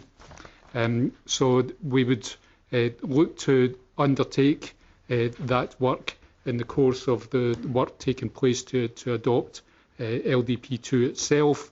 The consultation would run for 6 weeks in relation to the supplementary guidance. There would be efficiencies in combining the approach and reduced advertisement, etc. costs, more streamlined approach that we would adopt, and then bring it back for the group of new or combined supplementary guidance, bring that back to the executive for agreement in order for these to be agreed alongside LDP2. So we're asking to proceed on that basis.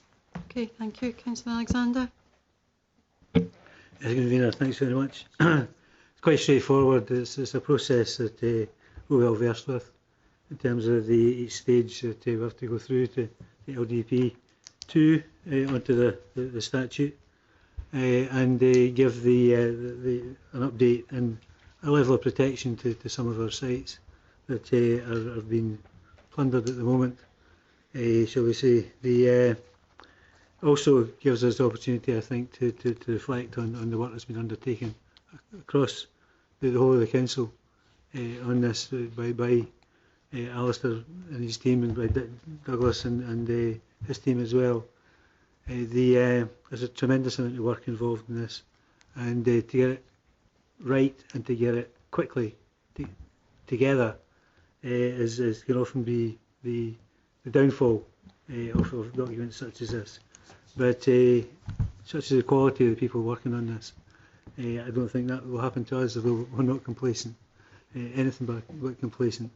But it is important that we keep the process moving along to the ultimate, when we can produce the second development plan as the sole development plan consideration and issues of planning.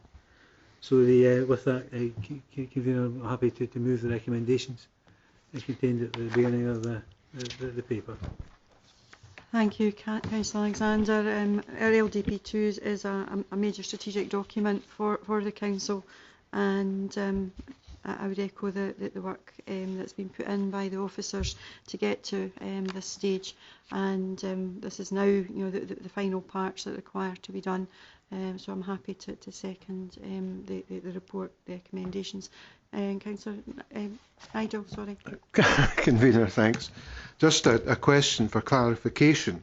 Do I understand correctly that those supplementary guidances in the Group 1 are not likely to be subject to any change between LDP 1 and LDP 2?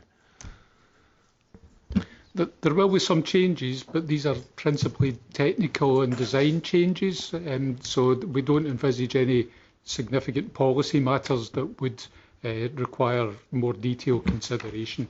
These are principally, the list is given there, and there's a description in the appendix to the report outlining the content of each of these documents. And in terms of changes, it will be updating them to reflect current best practice, any changes in national guidance that have been given in technical or design terms, and then to reflect that in the document itself. Where we see more policy considerations, these would, and where there will be more substantive changes coming as a consequence of that, we're suggesting that we would bring that back for agreement. To the executive. 21A says that if there are no comments received during the consultation on the Group 1, your proposal is that the officers will submit this directly to the Scottish Government.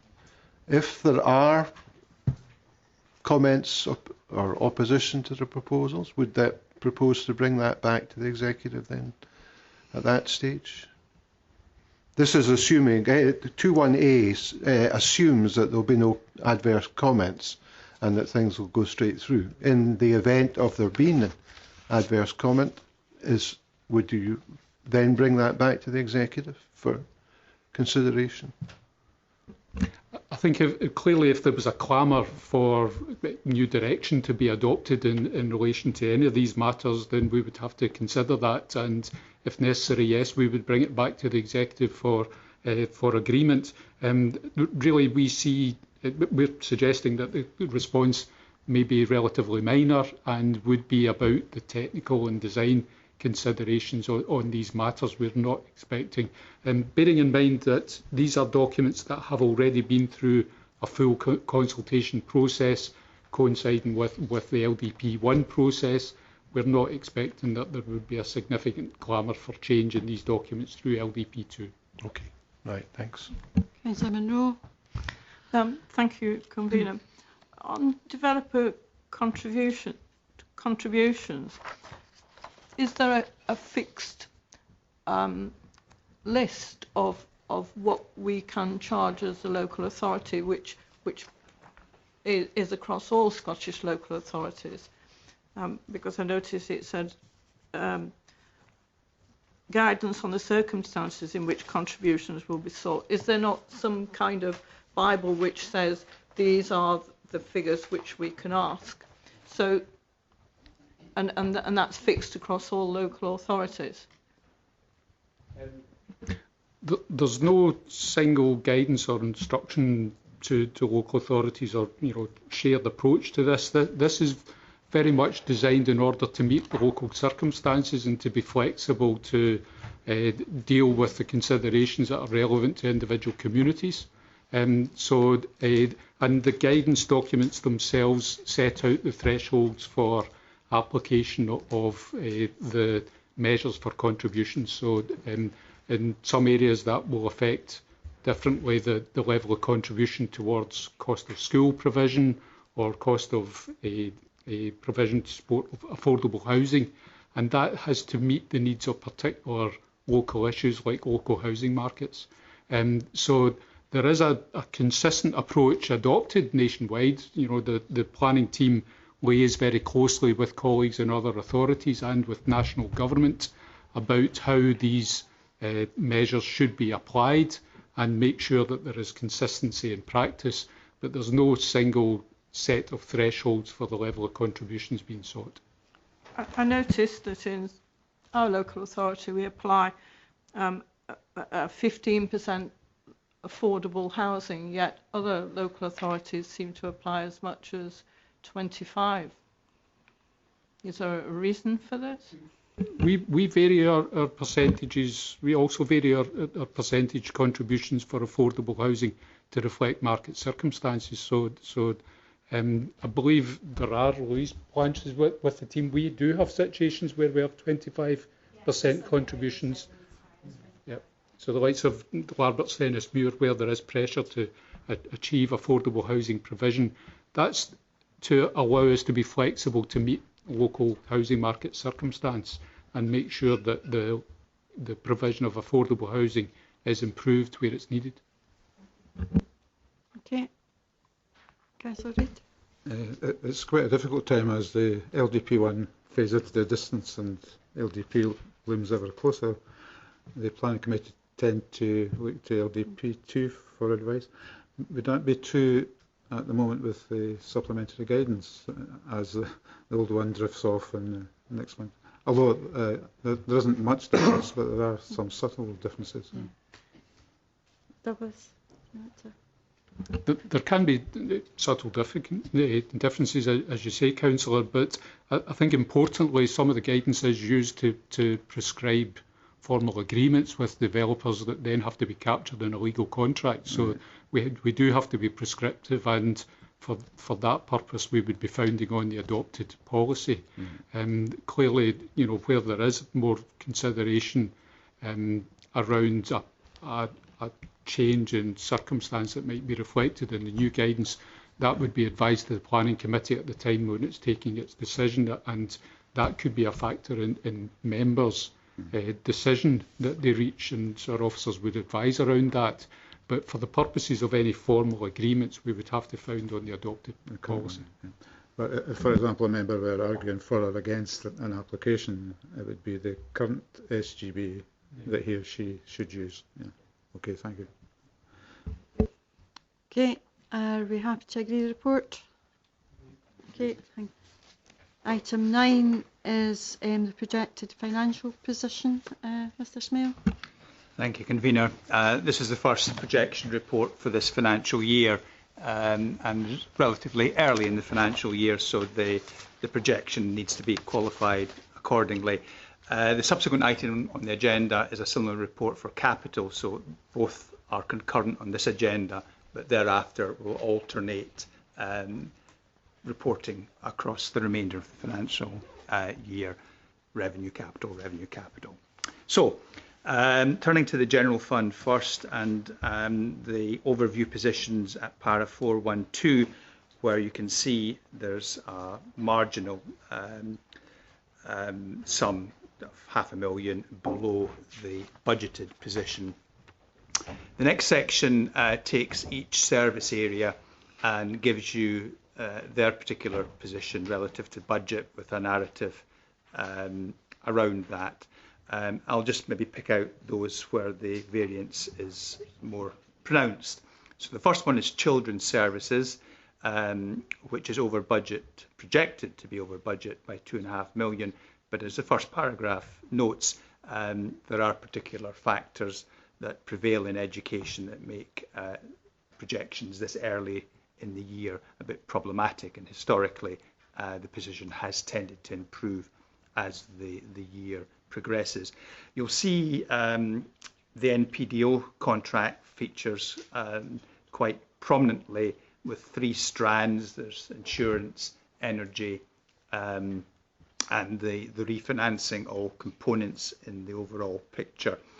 Turning to the social work element, the second half of the page, there's 2 strands to that.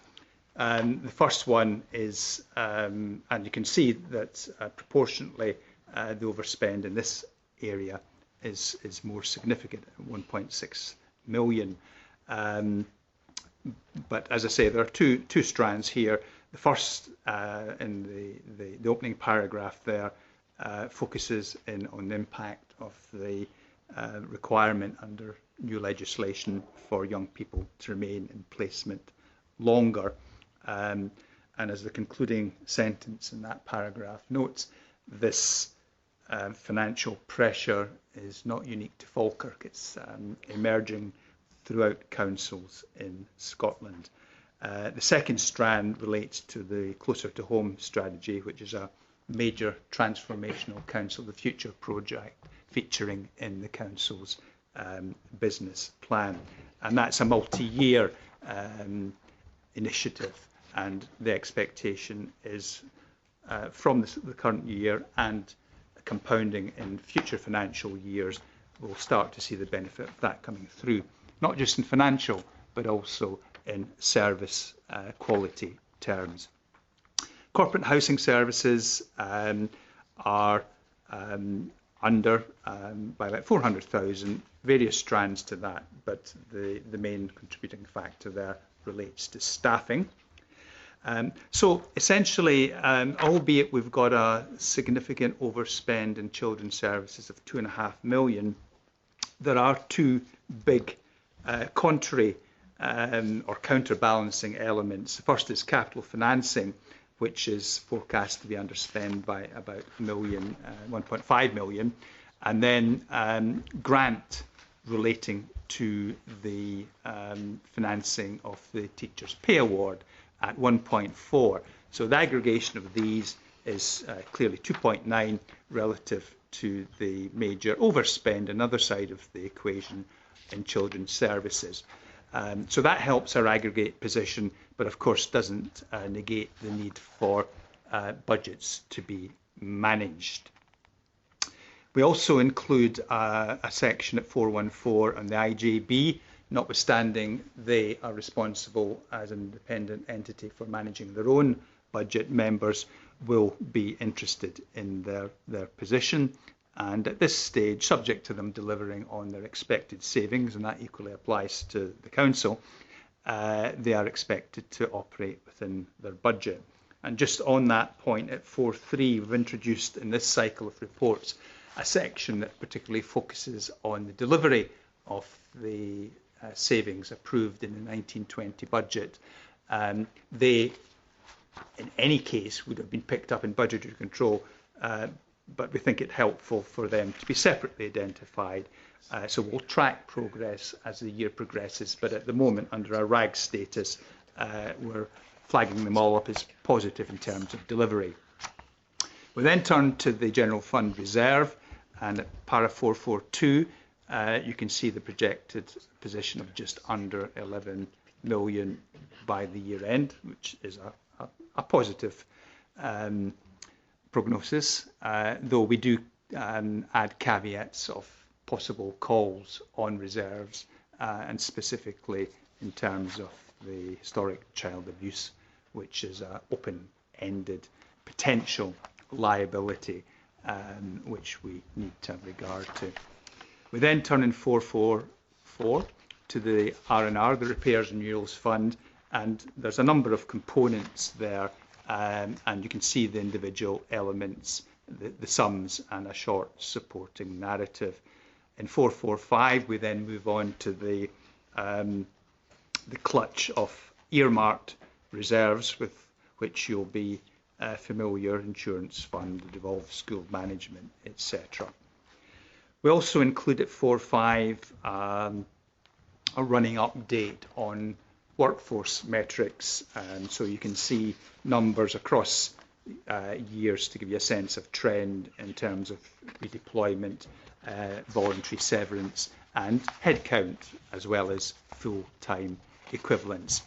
It's worth noting, as the last paragraph in that section does, that the numbers will be coloured by the injection required from new initiatives, and most particularly the early years agenda.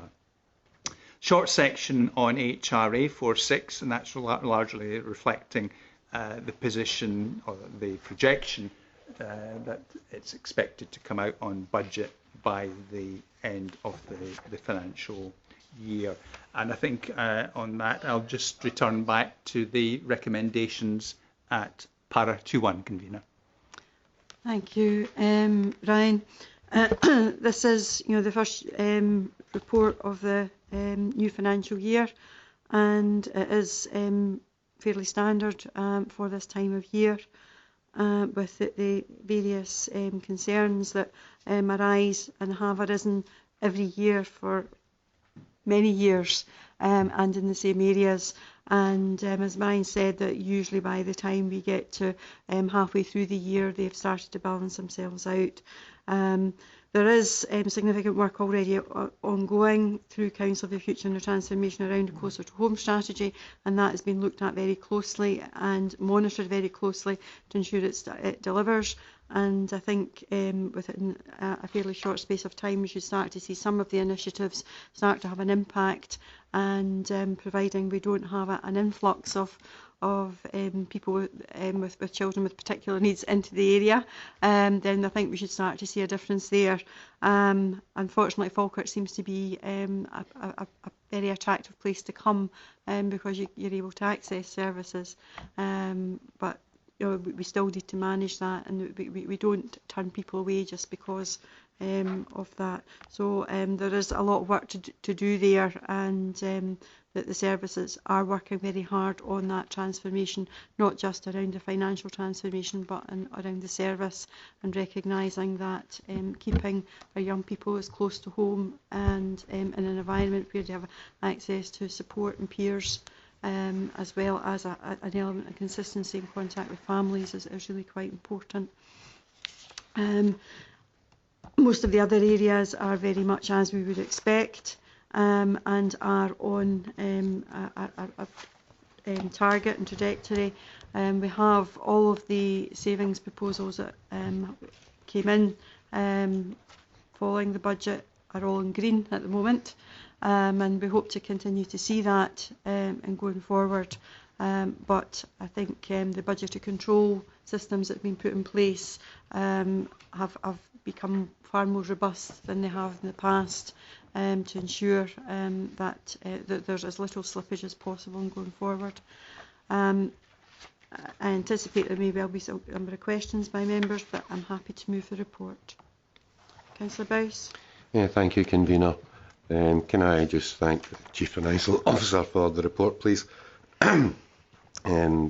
Yesterday's training on risk was very interesting, and the fact that they were talking about Northamptonshire Council and very much the financial positions, the financial warnings which were given by their Chief Officer, their external audit.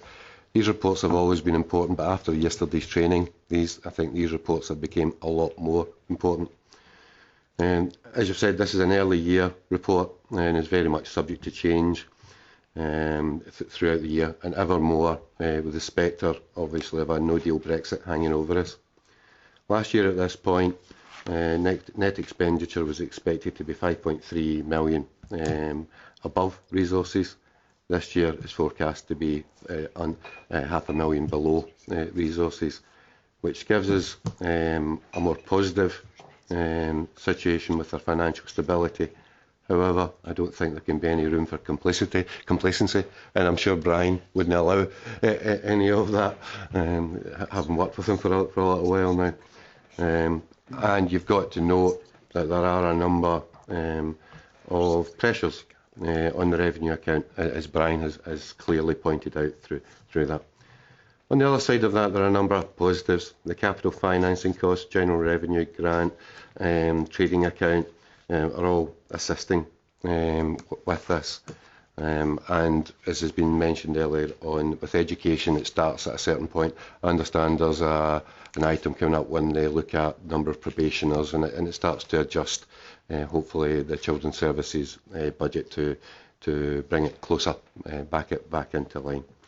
With that, and again thanking Brian for his work and his team's work, I'm happy to second this report, and also to reiterate point 4 of the recommendations. Okay, thank you. Any other members, questions or comments? Councillor Reid. Just a couple of quick questions, well, 3 to be more accurate. One is regarding the expenditure on care experienced children and young people, as I described, on the edges of care. We're making great inroads there, thanks in no small way to the current director. But I'm quite interested in the locally based supported accommodation coming in stream in October. Robert, I wonder if you could expand slightly on that. Yeah, we've got a project that we're doing jointly with Housing Services to transform what was a former hostel at Gary Place. So it's been converted into 8 single bedroom flats, and there'll be a warden type service on the ground floor, and the intention is that rather than young people moving either from care homes or foster placements straight into their first tenancy, that they will move to what could be described as a more interim position where they will be in these flats for a period of perhaps 6 months, perhaps a year, where they further develop life skills, managing money, moving into employment and so on, so that when they do transition to their first tenancies elsewhere in the council, they're in a much better position for making a success of that. So it's a new intervention for Falkirk in that previously we've had a situation where the transition from a great deal of support has then gone into something where there's not been really very much support at all, leading to sometimes a kind of circular journey for these young vulnerable people. So this, as you mentioned, comes on stream in October. We will be phasing entry to it. We're not going to put 8 young people into 8 flats on day one. We will have 1 or 2 will move in. They'll get used to the place. Then we will move in 1 or 2 more. But I would expect by Christmas time that it will be fully operational, and it provides us with a great addition to our portfolio of support services for these youngsters. Indeed it does. I think that's always been the problem of going from being cared for 24 hours a day to being cared for 5 minutes a day. On the justice service, it's an area that used to be under close examination by the CGIA, involving Fife and other authorities in the former Central Region, in which Councillor Alexander was very well involved. I wonder if at some point we could have an update on the expenditure. I know it's largely ring-fenced and it's beyond our control, but I'd be interested just to find out what was happening. I know that David would wish to be in the same position. I think we could probably have an overview of where the Justice Service is and what it actually currently doing and who our partners are. Take that all forward. Okay. The final point is that of the current review of historic child abuse, which may of course have financial implications for Falkirk. It says, and quite possibly a significant sum. What's the timing of that? I know that the review's been going on for a couple of years. I think there's ongoing investigations. I don't know whether Mr Moody would be able to about historical child abuse cases and the implications of that and where we are, particularly in Falkirk with that.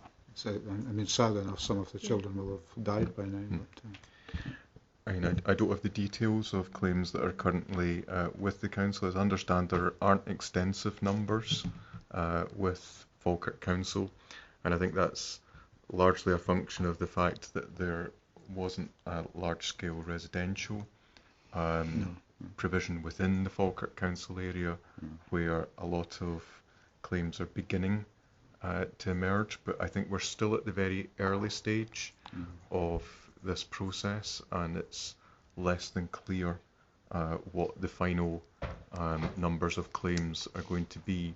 I mentioned the lack of a larger residential establishment in Falkirk, but there is the other aspect of the extent to which we're the successor to authorities which placed children in situations where they may have been abused. So we don't know is the short answer, but it's a known unknown, which Mr Smale is right, I think, to highlight as a risk in the future, and I'm aware that there is a working group of officers within the council who keep a close eye on how this whole area is developing. Members will also be aware that there is the ongoing child abuse inquiry chaired by Lady Smith, and again the council's interaction with the inquiry has been very limited so far, in part because the focus of the inquiry has been on institutions which haven't been within the Falkirk Council area. I do know, however, some of the children from Falkirk went to some of those institutions. They sadly mostly passed away. Can the relatives raise cost. It has to be the unfortunate victim that does it. Okay, thank you. Okay, any other questions or comments, Councillor Alexander? I certainly welcome the opportunity to have a close look at the performance of the Justice Service. I think that from my experience, they still operate an excellent service, and but it's always worthwhile having a look at these services and seeing if we can improve even further. Just as we aside, there was just the evolution of the names comes into obviously bakers, butchers, these type of tailors. You know, their names have evolved and they become the name, the trade behind the name. My grandmother's name was Risk, so I wonder what we evolved from.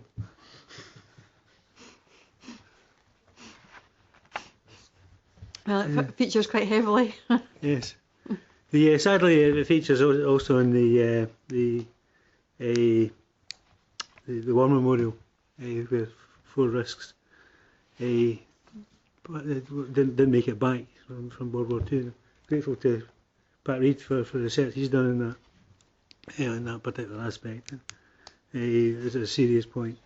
Coming back to the report, the issues of where we are at the moment in terms of the projected overspend in some areas is a worry, but it's something that I'd ask the director if there's I know that there's much that has to be anticipated, but anticipation is obviously a very, very difficult thing to do when you're doing projection. I've got to ask, is there anything in the pipeline other than the tradition, the investigation that's ongoing just now for previous social works issues? Is there anything in the pipeline that we have to be wary of? Anything flagged up at this point in time? There's nothing new that's not been reported previously, and as the report sets out, one of the greatest challenges is the change from the Act in 2016 that gave us an obligation to care for children through to 21 and then on to 26. And as Mr Smale's report points out, this is a pressure that's now identified across Scotland. And one of the things that's an unknown is that some children might leave care at 18 and go on utterly independently. Others might require care up to 21, and others might stay in contact with support services from the council until they're 26. So it's very difficult to project. If you take 100 youngsters, is it going to be 50 that stay till they're 21? Is it going to be 40 that stay till they're 21? So it's only over the course of the next 3-4 years that I think we'll arrive at a settled position about what it is that we do need to spend on through care and aftercare. So that is an unknown.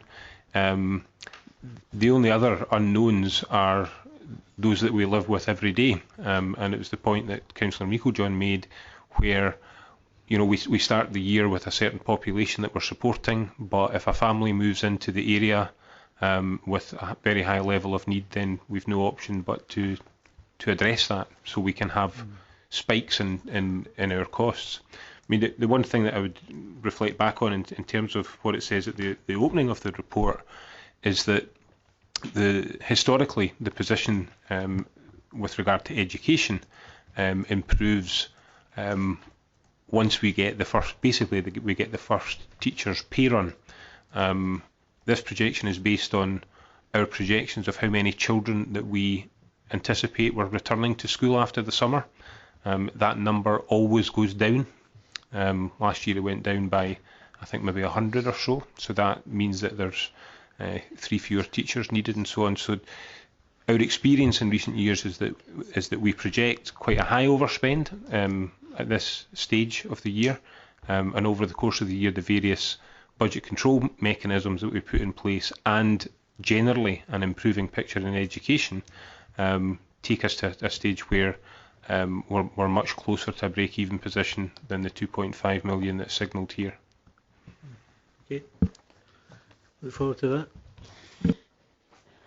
Okay, colleagues, are we happy to accept the report? Oh, Councillor Coombs. Thank you. Just a couple of comments, really, rather than questions. I'd like to thank Brian for a very full report, although I do find some of the information disconcerting in some ways. I think that we need to appreciate that although this is a financial report based on the budget, it's not just numbers, that the money that we're talking about here impacts on all our residents' lives. The Labour group objected to this budget in February because it was an austerity budget, and I think this and the Council of the Future plan is for a mean, minimalist, do-it-yourself council, and this is a vision that I don't share. Even within its own terms, as we've just been discussing, it's only a quarter old and it's unravelling because departments are overspending. This isn't because of extravagance. I'm not blaming officers. I don't think it's about timing, and I don't think it's about inefficiencies. This is about chronic underfunding. It's been alluded to earlier in the debate today, and I don't think we can get away from it. In previous years, cuts to service or budget cuts, or whatever you want to call them, were, according to this administration, due to Labour-Tory mismanagement. I think that the administration needs to go back to the government and tell Derek Mackay that the Scottish Government needs to give more money to councils. The Tory UK Government can magic up £2 billion for Brexit. The SNP Scottish Government could magic up 20 million if they wanted to. It's about priorities, it's not about a lack of finance. The money's there, it's just where it's spent. Obviously the Scottish Government don't see local services as their priority. All local authorities are being starved of funding, as was alluded to by Mr Smale in his report. We're constantly being told that another independence referendum is in the offing, even though that once in a generation vote was held less than 5 years ago and cost the taxpayer almost £16 million. I just wonder how much has been set aside or down the back of Derek's couch for the next one, while our residents lose out on services and facilities. Thank you for your contribution, Councillor Coombs, and I would remind you that your group did not participate within the budget process. They did it properly. They didn't collaborate across the council, and indeed actually produce a budget that actually cost the authority more money than what was put forward by the administration. I would suggest that you maybe actually want to look at where the cuts are really coming from, and if we have a no-deal Brexit, then this country will be thrown into economic shock and a recession that is far deeper than we saw in 2008. Therefore, it is important that we, as a council, live in the real world and deal with the real issues in the day-to-day and not make large political statements that cannot be substantiated. And we actually are a prudent council and work towards retaining as many services as we possibly can and deliver for the people of Falkirk. And that is what this administration has continued to do and will continue to do going forward. Can I just point out, everything that I said can be proven. And I did mention the no-deal Brexit. I'm not saying that it is just Scottish Government. I'm saying that the major governments are not seeing local services as important as I do. That's all I'm saying. And our budget did have... You had your opportunity to speak, and I've now wound up on the debate. We're happy to accept the report. Mr Smale, the Capital Programme report. Thank you, Convener. As you say, we now turn to the capital side of the House. Dealing first with the General Fund, which is set out from section 4.1. The table at the top of the second page summarises the position. That gets picked up later in the report in a little more detail. But the headline figure, if you like, is that this, as I said earlier, early stage in the financial year, there's a relatively minor variance of just over £250,000 relative to a budget of 38 million. The subsequent paras, 413 onwards, take each of the service blocks and the bullets summarise the major projects in each of those service areas. I won't dwell on those. Moving to section 4.2, that opening table is slightly expanded here. You'll see the 261 quite prominently in it, the 261,000, and the subsequent paragraphs 422, etc., pick up each of the lines and give a further explanation as to the reasons behind that. 4.3 picks up in the resources side of the programme. For General Fund, that's primarily government grant and other grants, and the balancing item is borrowing, which we pick up in the latter part of the report in terms of the alignment with the Treasury management side of things. 4.4, I draw to your attention in so far as it lists several projects which for various reasons make sense to be reprofiled. You can see in 4.4.2 mention of early years, and in 4.4.5, for example, the position in terms of the Council HQ and Arts Centre, which clearly is a major programme, which you'll a major project which you'll be very au fait with.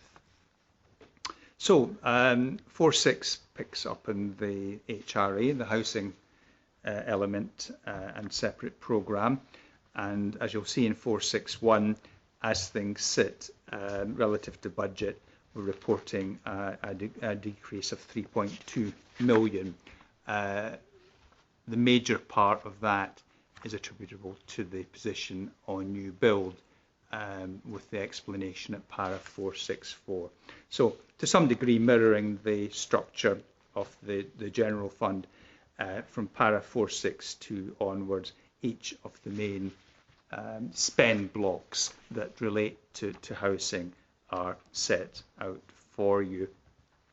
Maybe worth noting at para 467, given the earlier discussion on the revenue report, the specific mention there of Gary Place and the alignment with the important closer to home strategy. And likewise for housing at 4.7, the various strands of resources are picked up.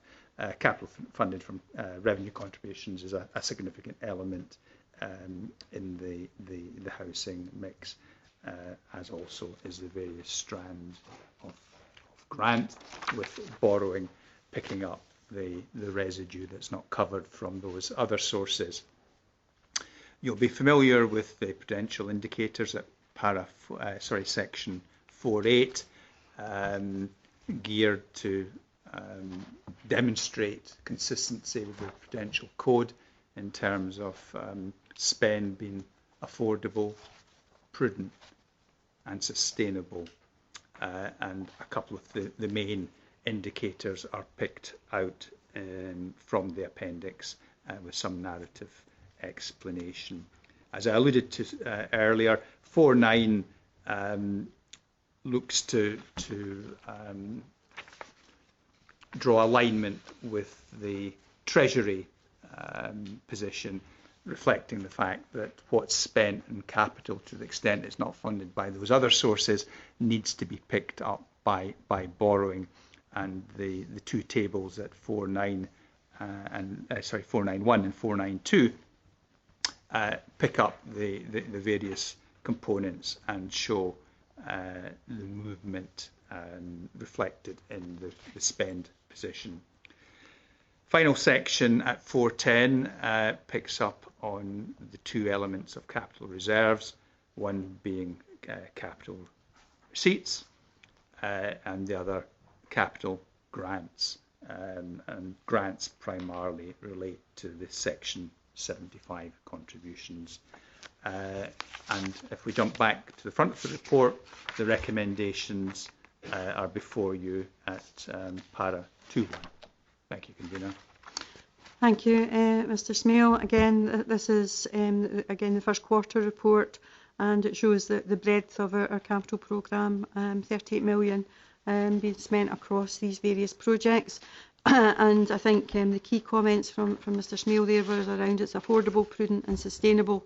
And considering the pressures that local authorities are under, then I think there's a lot that's being achieved in a very prudent environment, and we don't have high levels of borrowing at this stage, which also helps to support the pressures within our revenue budget. I think there's some potential there for some really good projects to come to fruition and moving forward. And of course the extensive new build housing programme is something that we are continuing to push the boundaries on, as we know that there's a great demand for social housing. I'm happy to move the report. It's about, sorry. Thanks, Convener, before you couldn't speak. The capital budget, yeah, you could almost call this the prudence and spending report, which is perfect for Brian. The comparator report was October last year and showed a forecast variance of minus 5.6, so it was actually showing quite a bit of slippage last year. This year we seem to be a lot closer and a lot more to budget by, I think it's only 261,000 out of a £38 million budget, which I would suggest is a relatively accurate, because I know there has been some controls. They're looking at controlling where slippage goes, and I think that's a good start, I think we'll call it, because it is still an early year report, and obviously things can move along. I got to say I welcome very much, and I don't like to refer to my own ward very often, but the spending in Kinnaird Primary School, which I went along to see the building there. It's a fantastic facility, both inside and out. It was great to be shown around it. The works that have been done in Larbert High School, not to mention the early year works for Stenhousemuir Primary, and also the planned stuff for Inchlear as well. It's quite a big investment in education and sort of Stenhousemuir, Kinnaird area. Go over and above that, I think it's also worth noting, although it's £38 million spend, that there is Scottish Government grants, the General Capital 15.3, Early Years 5.8, the Town Centre Initiative, which I know has been used in a few places, of 2 million, and the Grangemouth Flood Protection of 0.4. That totals 23.5 million of a £38 million spend, which is a significant amount of money. Moving on to the HRA, I do note the HRA is down by 3.2, but it's actually relatively easily explained, and I think it's more to do with contractors being able to get on site in very much technical matters more than anything else. And if we could get them on site, then the spend would have probably wouldn't have dropped to any significant note at all. With that, the other thing is a capital financing requirement, which I see we're keeping within our guidelines for this council, which is always something that Brian has taught me to look for all the time I've been here. So with that, I happily second the recommendations in the report. Okay, thank you. Any comments or questions? Again, I'd just like to thank Mr Smale for his very comprehensive report. On page 102, Appendix 1, the DEAR, I would just like to ask what are the difficulties that we're having with the land acquisition? Or what discussions are we having around the land acquisition that's proven a problem? Douglas? We're in discussions with the landowner. It's quite a complex case. There's a set of works needed in relation to the acquisition of the ground for the road line. and there are associated land parcels that the landowner is obviously in discussions with developers around. So just resolving the set of relationships there and keeping the focus on delivering the land for the road is the current focus of our discussions. And we are in active conversation and dialogue, in fact, emails flying around on it. So certainly we're keen to progress that as quickly as we can. Okay, any other member? Councillor Reid? Yes, it's something that's moved up the priority list for all parties, is changing places toilets. And this year we have another 100,000 in the budget. Is it being spent? I've kind of lost trace of it somewhere. Well, there's two projects that are moving forward. One's at the Helix and the other one, I understand, is at Calendar Square. Calendar Square. The creation of a changing places toilet, there's money being earmarked for both of those. So are those works in progress, do we know? I know that the Helix is in progress. It's not actually on the ground yet, but that is in progress, and I think there's still some discussions had to be had with the owners of Calendar Square around how that's taken forward. There's a working group within our social work services along with the Falkirk bid that are taking that forward, and they are due to meet very soon, and I hope we'll be able to get a resolution from that. It's a tremendous boon for those who are in those circumstances. I was trying to get my head around capital receipts, Mr. Smale. I noticed in the case of Abbotsford Business Park, we had thought we would generate £1 million of capital receipts. I think we did have capital receipts, but we, in paragraph 4.3.3, we applied these to pay back some of our debt. Are the two things related?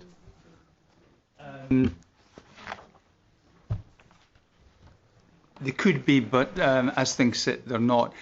Insofar as the Abbotsford receipt is a regular feature in the programme, it's been in for a number of years, and it's positioned that if the receipt is unlocked and is forthcoming, then it would be earmarked for a particular investment.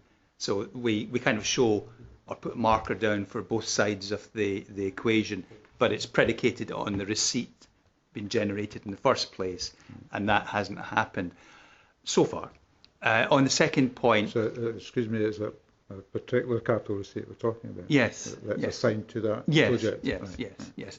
And on your second point, which is more general, on the back of the, or at least to some degree on the back of the ultimately benign interpretation of the regulations that were issued recently, which gives us more flexibility in terms of how we manage the Treasury portfolio. We have the potential to harness capital receipts and use them in a particular way which reduces the debt charges, the capital financing charges, and therefore the pressure on the revenue account. So it's another significant tool in our armoury, or is it toolbox? The business plan as it sits has something like 5 million over the years sourced from this type of activity, so its positive impact is pretty significant. So when capital receipts become available, we're always looking to see, rather than just using them to pay down debt in the conventional way, can we harness them in a more proactive and positive way and yield those savings which will help the pressure, significant pressure on the revenue account. Okay. Thank you. Okay, any other member? Just a couple of questions, convener. Sorry, both came on at the last minute there. Councillor Munro? Can I just ask whether, in terms of the capital programme and the actual sums allocated, whether departments are actually expected to hold to these figures in view of recent events where proposals were put forward that were well out with the amounts specified in here?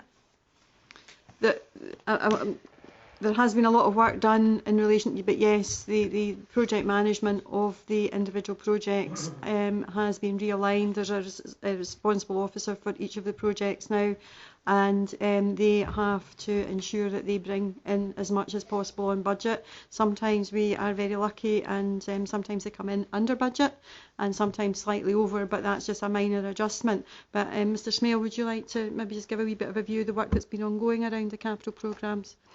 Yeah, and maybe just to start by reaffirming the expectation that services, along with their colleagues in development services and the technical side, do manage the allocated budget and to deliver the project within that envelope.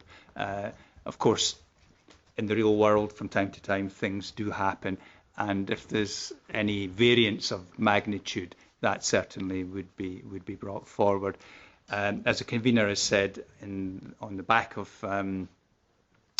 slippage in previous years, we felt there was scope to explore the procedures and the processes to see if we could just instill more discipline and more ultimately financial control. And as has already been mentioned, one significant strand to that is ensuring there's clear accountability for the management of each project, so that there's somebody at the end of the day that's very clearly going to be held to account and ask questions if there is that unfavourable variance relative to the sum allocated. Okay, thank you. Councillor Alexander. Okay. Councillor Nicholl. Just following up from Lynn's question there, when she asked it, I assumed that she was referring to the projections for the Arts Centre and the council buildings. I may be wrong, I may be putting words in her mouth, but I thought that's what she was meaning. And whether the figures quoted here are still the extant figures for these projects. Douglas, you want to give us a response to that? These are the figures that were agreed when the Council's capital programme was put together in February. There is work that's taking place, and it's been reported through the Council of the Future Board to prepare the business case both for the Arts Centre and the office headquarters. So that work's been pulled together just now. There are issues just now we're looking at in terms of what the overall cost for the Arts Centre project is going to be. Further work that we agreed at the Council of the Future Board to take place around that, and there will be a report coming to the Executive on it when that work is completed. Because I feel, and I've often stated over the years, that these projects must go forward with a degree of unanimity across the council, or really not at all. So when figures, this suggestion from Douglas that these figures may increase, that just kind of scares me into thinking that the unanimity that is required may begin to fall away. And then we're, of course, concerned about the levels of money that has already been spent and committed to a project which may yet hit the buffers. So there's work ongoing to ensure that what comes forward is within the budget envelope. So that's a slightly different thing from what Douglas said. He kind of left it more open-ended, if I could. Well, council's put parameters out there, and the services working towards being able to provide something to members that will meet. That's fine. No, that's fine then. Okay, Councillor Alexander. Yeah, what's important is that members make their decisions and their minds up in terms of fact, rather than supposition of what may happen or may not happen in the future. And that's something that we've advocated since day one in this particular project. Coming back to the 2.1, can I ask Brian, in terms of the capital programme, how much of that is taken up by government funded projects such as the early years?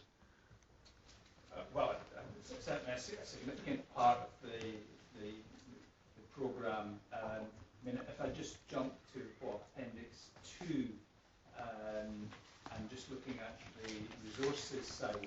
So Scottish Government block grant 15 million, Scottish Government specific grants 8.5 million. That's 24 million coming from that source in those two strands, and the programme is 38 million. So you can see a large proportion of the programme, the general fund programme, is supported by the Scottish Government grant. I'm grateful for that. Can you tell me, in terms of the HRA capital programme, how much of that is taken up with the something like £60 million, either commitment or already received from the Scottish Government? How much of that?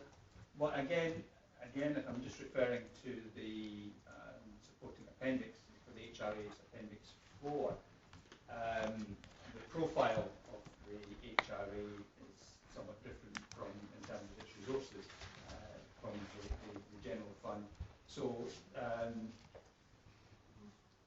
against 1920 spend of 44 million, and looking at the middle column here, Scottish Government New Build grant 4.5, Scottish Government buyback 2 million, and then there's a lesser amount for mortgage to rent. So 6.5 million in this case relative to forecast spend of 44 million. So a lower, significant but lower proportion relative to the general fund. But we do have a commitment in the bank with regards to Scottish Government funding for future programmes that have been agreed. Well, I mean, the obviously we've got a spending review coming up, and as things sit at the moment, it has been a rolling annual basis, some for the capital programme in particular, but also for the revenue budget, the business plan, because we've expanded our horizon and now look to take a more strategic approach and look out over the medium term, out over 4 or 5 years. Assumptions are made. You'll recall from previous reports that there was optimism that for the next round, the next spending review, we would move to multi-year funding basis, which of course, given it's our major element of funding, certainly on the revenue side, that would be very helpful for forward planning. But given the unfolding of Brexit, it's been made clear that there will only be a 1-year settlement in Westminster, and clearly the Scottish Government won't be able to do anything more than a year, given that what they do is driven by what comes from Westminster in large measure. So all we've got firm is the current year in question.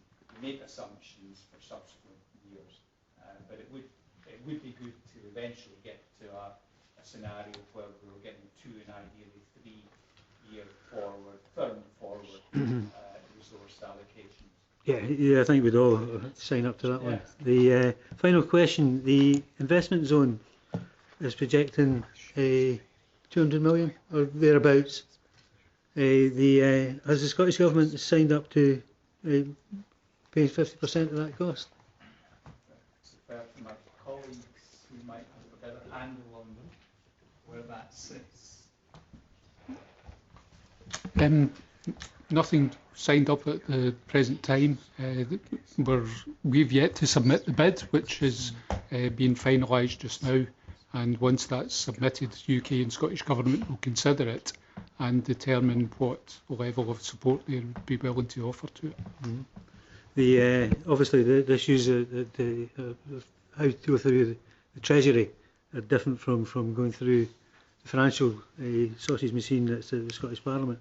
So it's a lot more publicly available in terms of the ability to scrutinise. The point I'm making though is that there's 3 areas where we have significant public sector investment from the government that was described earlier on as being spirited towards local government. I don't think there's ever been a package in capital that's looked anything like that that's been approved by this authority in the past, and I doubt if there will be in the future. Okay, colleagues happy to accept the report? Thank you. We are now about to reach the 3-hour mark. We have 4 items left. Can I have a view from members on whether they agreed to carry on or to whether they would wish to reconvene? I would rather not have to reconvene, but I'm just aware of the time and others may well have commitments. Thank you.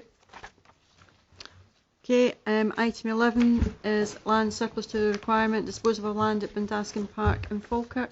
Douglas? Convener, before sorry. I have to declare an interest in this, an pecuniary one. I met with the proposed developer, for want of a better word, on a couple of occasions in the past, and it might, if they were uncomfortable, yes.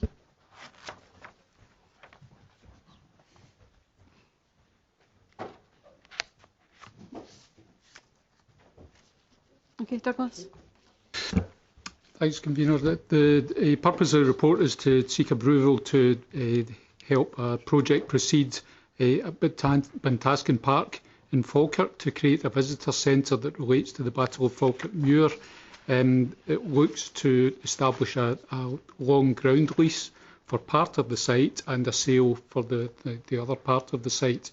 And the recommendation is that we should declare an area of 5.7 hectares surplus to requirements and gain authorisation to progress a negotiated disposal and ground lease to enable the project to take place. The project is to signify the history of the Battle of Falkirk Muir in 1746, and its intended developer is establishing a specific company to take this venture forward, and requires to acquire a piece of ground and lease a further piece of ground in order for that investment to come forward. Details of that are shown in the attached plans. He's also prepared a full feasibility study of that, and there's some further detail contained in the second appendix to the report. In terms of policy fit for the Council, the venture fits well with the Council's tourism strategy, its open space, its historic environment and park strategies, and does allow quite a positive development that will signify the heritage of the area and help to attract visitors. There's a number of rights around the site for access and use of the park that will be respected and retained in terms of the agreements to be established. But in overall terms, the visitor centre is estimated to involve an investment of around £8 million, with projected visitor numbers at 80,000 in the first year. The proposal is of course subject to planning approval, and pre-application discussions have been taking place, but they would need to go through the formal process. This report is in order to establish some clarity about the Council's intent to permit the land to be made available for that scheme to come forward. So we're looking to proceed with the terms for establishing lease of ground and sale of a component of the ground to allow the scheme to come forward. We anticipate that should that be successful, should planning consent be granted and the development be achieved, it would employ around 20 to 25 staff during the course of the tourist season, and for the Council's purposes it would receive a receipt of £50,000 with a rental income of £4,500 per year. These were figures that were assessed by the district valuer and agreed as being appropriate. So we're looking to pursue this agreement in these terms. Okay, Councillor Alexander. Yes, Convener, thanks very much. I doubt if there's been any time in our history where the history of the people of Scotland has been so prominently put before us, whether it be through the television programmes, whether it be the films, Outlander, the King and the Heather, whatever that particular film was called, the Outlaw King, sorry. But the interest that's been created in terms of this area has been phenomenal. Yet Falkirk seems to be the missing link within the history of the Jacobite movement, for example. Falkirk seems to be that's regarded as a skirmish before the final retreat to Culloden. It's much more than that. Anyone that's read the book written by our own historian and the Falkirk or Paradise, we'll see the very personalised version of history at a local basis that I think would go down particularly well with tourists. We have some fantastic opportunities with regards to our current portfolio, with the Wheel, with the Helix, with the Kelpies, with Callendar House, with Kinneil Estate in Bo'ness, with the Roman heritage at Camlin. Some tremendous opportunities, and this is another one. It's right and proper that when we set the price, that it is approved by the district valuer, has been good value to the local authority, but also presents opportunity for the local economy that can't be ignored. So with that, I'd formally move recommendations contained within the report, convener, and commend this to the committee, because I believe that it's something that we would all want to see in terms of the promotion of our history and the ability to bring that into the 21st century and make an industry, create jobs as a consequence of that. So with that, I've got to say is Albert Grabach. Okay, thank you, Councillor Alexander. I think it would be a fantastic addition to our visitor attractions and the maintenance of a very historical and significant historically site for the whole of Scotland. And it also keeps our offering very fresh and new.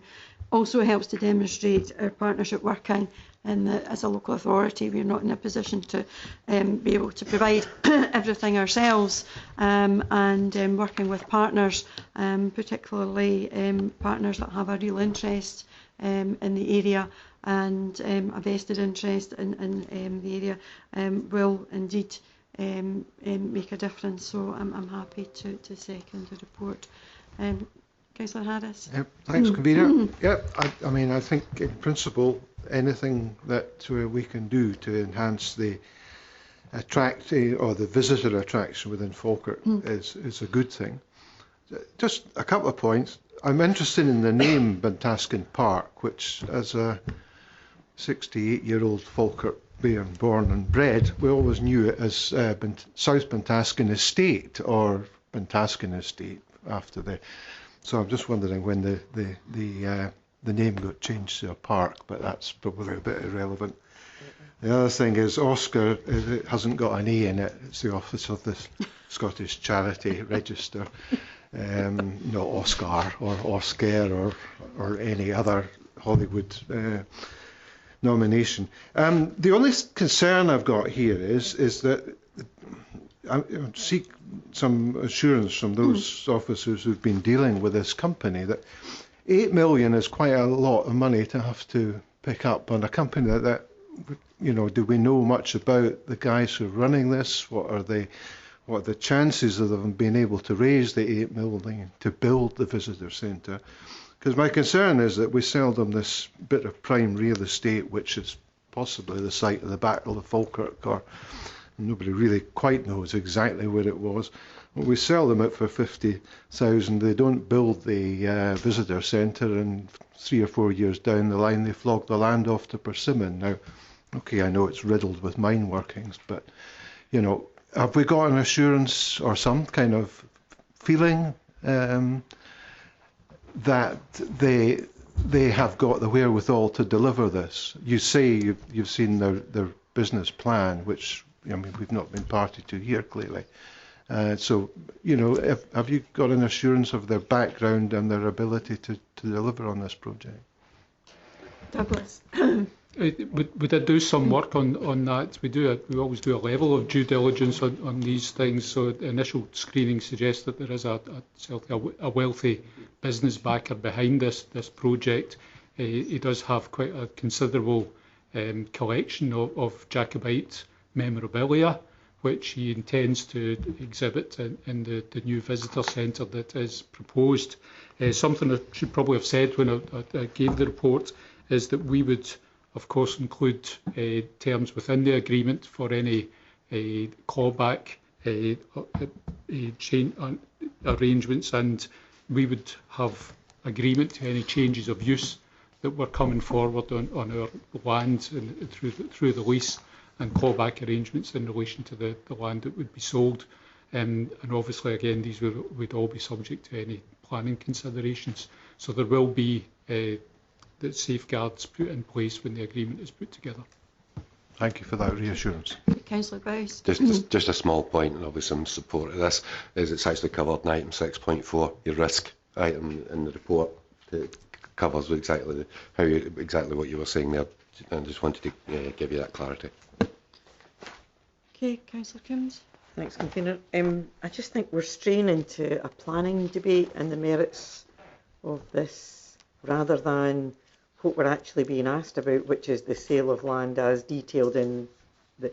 Now, I understand why, but I feel a little bit uncomfortable, and I'm wondering whether I should have declared, and those of us that are on the planning committee, because the further we debate this in a public forum together, the more it looks as if we're actually making a decision on a planning application rather than a straightforward release of land. Planning application will be dealt through due diligence. Yeah, but we are talking about what it's being used for. This is a sale of land here. Mr Moody? Yeah, I think Convener Councillor Coombs asks a good question in relation to this, but in an extent answers it embodied within the question as well, because the focus of this report is very much the sale rather than how the land will be developed later. And as I understand from Mr Duff, there isn't yet a planning application before the authority. But I think the good point that's raised is just the guidance that we, or members of the planning committee sitting on this executive, and I think there are 6 of you, just need to be mindful about making statements which would suggest that you've prejudged any future planning application. But I haven't heard anything that I think would lead me to that view at this stage. So just be mindful of the point Councillor Coombs makes, and there's also the end point that the decision you're being asked to make here is to sell the land. That's basically the nub of the question, and that should be the focus of the discussion. Thanks for that clarification, Colin, because as you said, I felt that some of the comments were in support of an application, and we've not got an application before us, we've just got a straight sale of land before us, albeit we know what the intended use is, given that it may or may not proceed through planning. Thank you. I think members have been very measured so far in actually what they've said. Councillor Bissett? I'd just like to ask why this land sale wasn't put in the open market and bidders could bid for it, make it a higher price, you know. It's been a negotiated disposal involving the district valuer. That's accepted practice for ventures of this type. It's come to us, so it has come to us as a proposal from the business people who want to promote it. It relates specifically to the Falkirk Muir, and the Battle site, and so it's on that basis that the approach was made. And in situations like this, as I say, it's accepted practice to agree a price through the district valuer. So do you have a precedent for this? Is there other examples you could perhaps give me?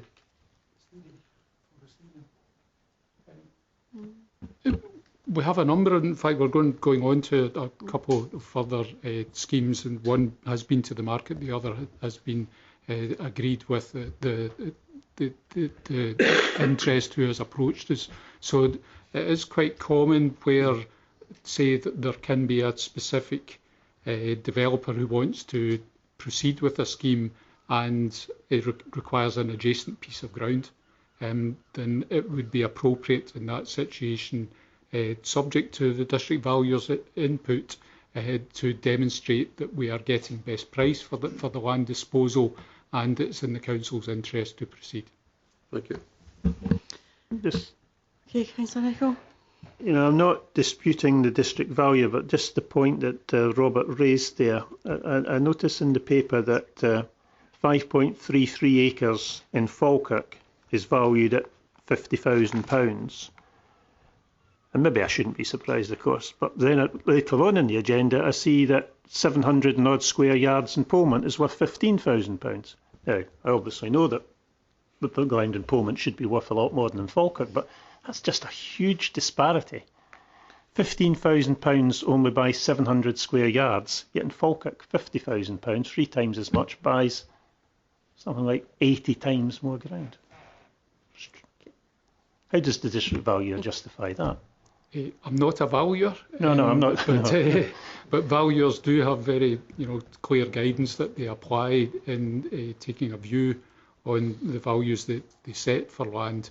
In this instance, it's acknowledging the proposed use, the current and proposed uses that are being made, and yardsticks then that the valuer has for similar types of development that would be applied in this instance. Okay. Okay.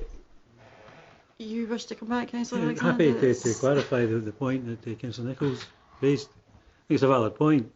But it depends very much on what the land is zoned for, and just exactly what where it sits within the development plan. So if it's within the urban limit and it's within the areas that are regarded as for development, residential development, then that's what it would be valued for. Against if it's leisure, tourism, whatever, it'd be valued against that classification. Equally, if I don't know the situation in Polmont, but I'll tell you after the meeting, David. Right, okay. Have a discussion, but it just confirms there is a huge disparity here. But there is, it's not for this committee to decide. It depends very much on, as I say, what the land is zoned for. Yeah. And that's why you see development plan. You see the private sector house builders coming out in force. But all I'll say at this stage is this cottage in Polmont is not in the centre, it's not in the urban limit. Can we leave that one to that application and conclude this? And because I'm aware that we could stray a wee bit beyond what we should be in this if we get into further debate. Can we agree the report? Agreed. Okay. Item 12, sale of the land at Kemper Avenue. Douglas. Thanks, Chair. This report's given the details of the outcome of a recent marketing exercise for a site at Kemper Avenue Car Park in Falkirk. It follows up a report that we had in 19th April this year where the site was declared surplus to operational requirements and we were authorised to put the site on the open market. That work was undertaken, the site was marketed and we received 5 offers back in July, ranging from £125,000 to £400,000. The highest offer was made by Lidl of Great Britain Limited. They wish to purchase the site for a new and larger supermarket on the site. Their intention would be to build that new supermarket on the site and then demolish the existing one. They expect as a consequence of that they would create perhaps 15 new jobs. Again, the offer is conditional on appropriate planning and roads consents being obtained. There's also work that will need to be undertaken in relation to the ground conditions of the site. any abnormal works that would be necessary in order to enable the development would have to be proven to us, and any adjustments that were made to the price of the site. We do know that there are matters to be attended to at that location around its proximity to the Antonine Wall, etc. All of these will have to be examined in order to settle on the eventual price. What the proposal does do is it safeguards around 36 car parking spaces on the remaining site adjacent. The proposal therefore is to conclude the sale. That sale, once received, will give a capital receipt to the General Services account of up to £400,000, and also obviate the maintenance costs for the car park of £10,000 annually. So we're asking to proceed to conclude the terms for that sale. Okay, thank you. Councillor Alexander. Yeah, happy to move the recommendations, Convener. The planning aside, and it's impossible to talk about an issue without talking about what the outcome of the recommendations would be and what the implications are. But accept the advice that has been given in terms of the latitude and in terms of balance. Very much this is one that did go to the open market, and we saw the highest bidder come forward from a national, but a local shop of a national provider, and something that from an economic development basis saves jobs, and that's something that has to be taken into consideration. Perhaps even see a net gain in jobs, depending on the design of the store. Obviously that's for the future. Our point is in relation to the due diligence, is to again check the resources that are coming our way, and ensure that they meet the requirements of the district valuer. With that, happy to move the recommendations. The report really has already been approved per se in principle with the report that went in April, but this is the outcome of it, and I would certainly commend it to members. Thank you. I think the location in the store is well used, particularly by local people, and the prospect of perhaps a national withdrawing if they can't meet their future modelling of their stores, because we know that they all have targets to meet and particular formats in which they wish to work now. I think that's something we have to take into account, and the fact that we're going to retain and secure jobs and potentially increase jobs is something that we always want to see. So I'm certainly happy to second the report. Any other comments or questions? Not happy to agree. Item 13, land surplus requirements, Pullman Hill Cottage. Douglas. This relates to a request to seek approval to sell an area of ground located adjacent to Polmont Hill Cottage in Polmont. It's currently leased to the owners of the adjacent cottage, and the request is to pursue a purchase.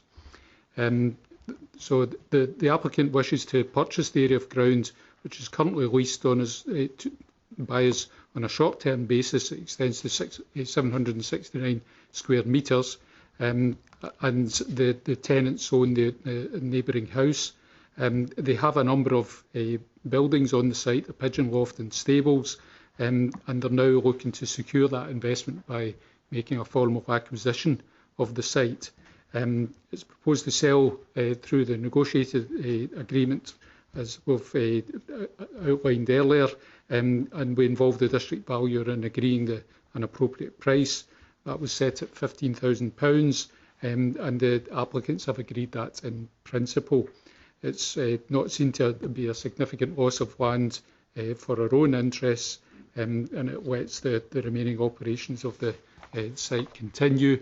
And indeed, these were apparently the structures on site hadn't previously received approval, but they now have a certificate of lawful use, so that makes the whole site more regular. In setting the price, we also have an agreement that were there to be any change in the approach, we would have a clawback provision, and the council would receive 30% of any uplift in value.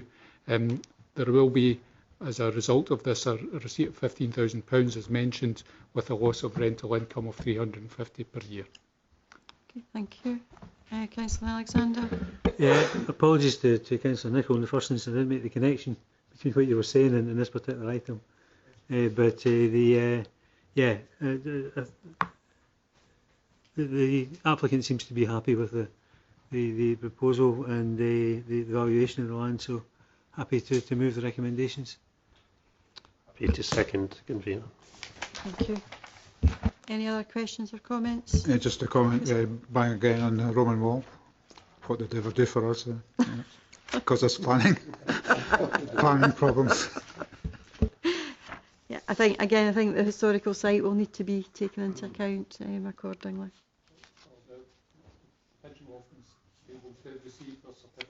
Please.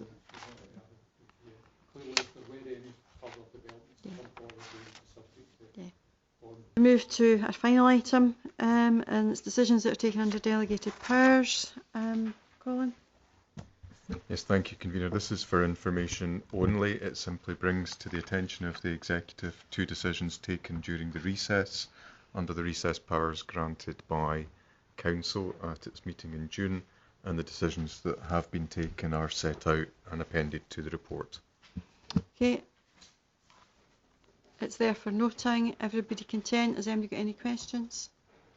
No? Okay. Yeah. Okay, can I thank everybody for their attendance this morning?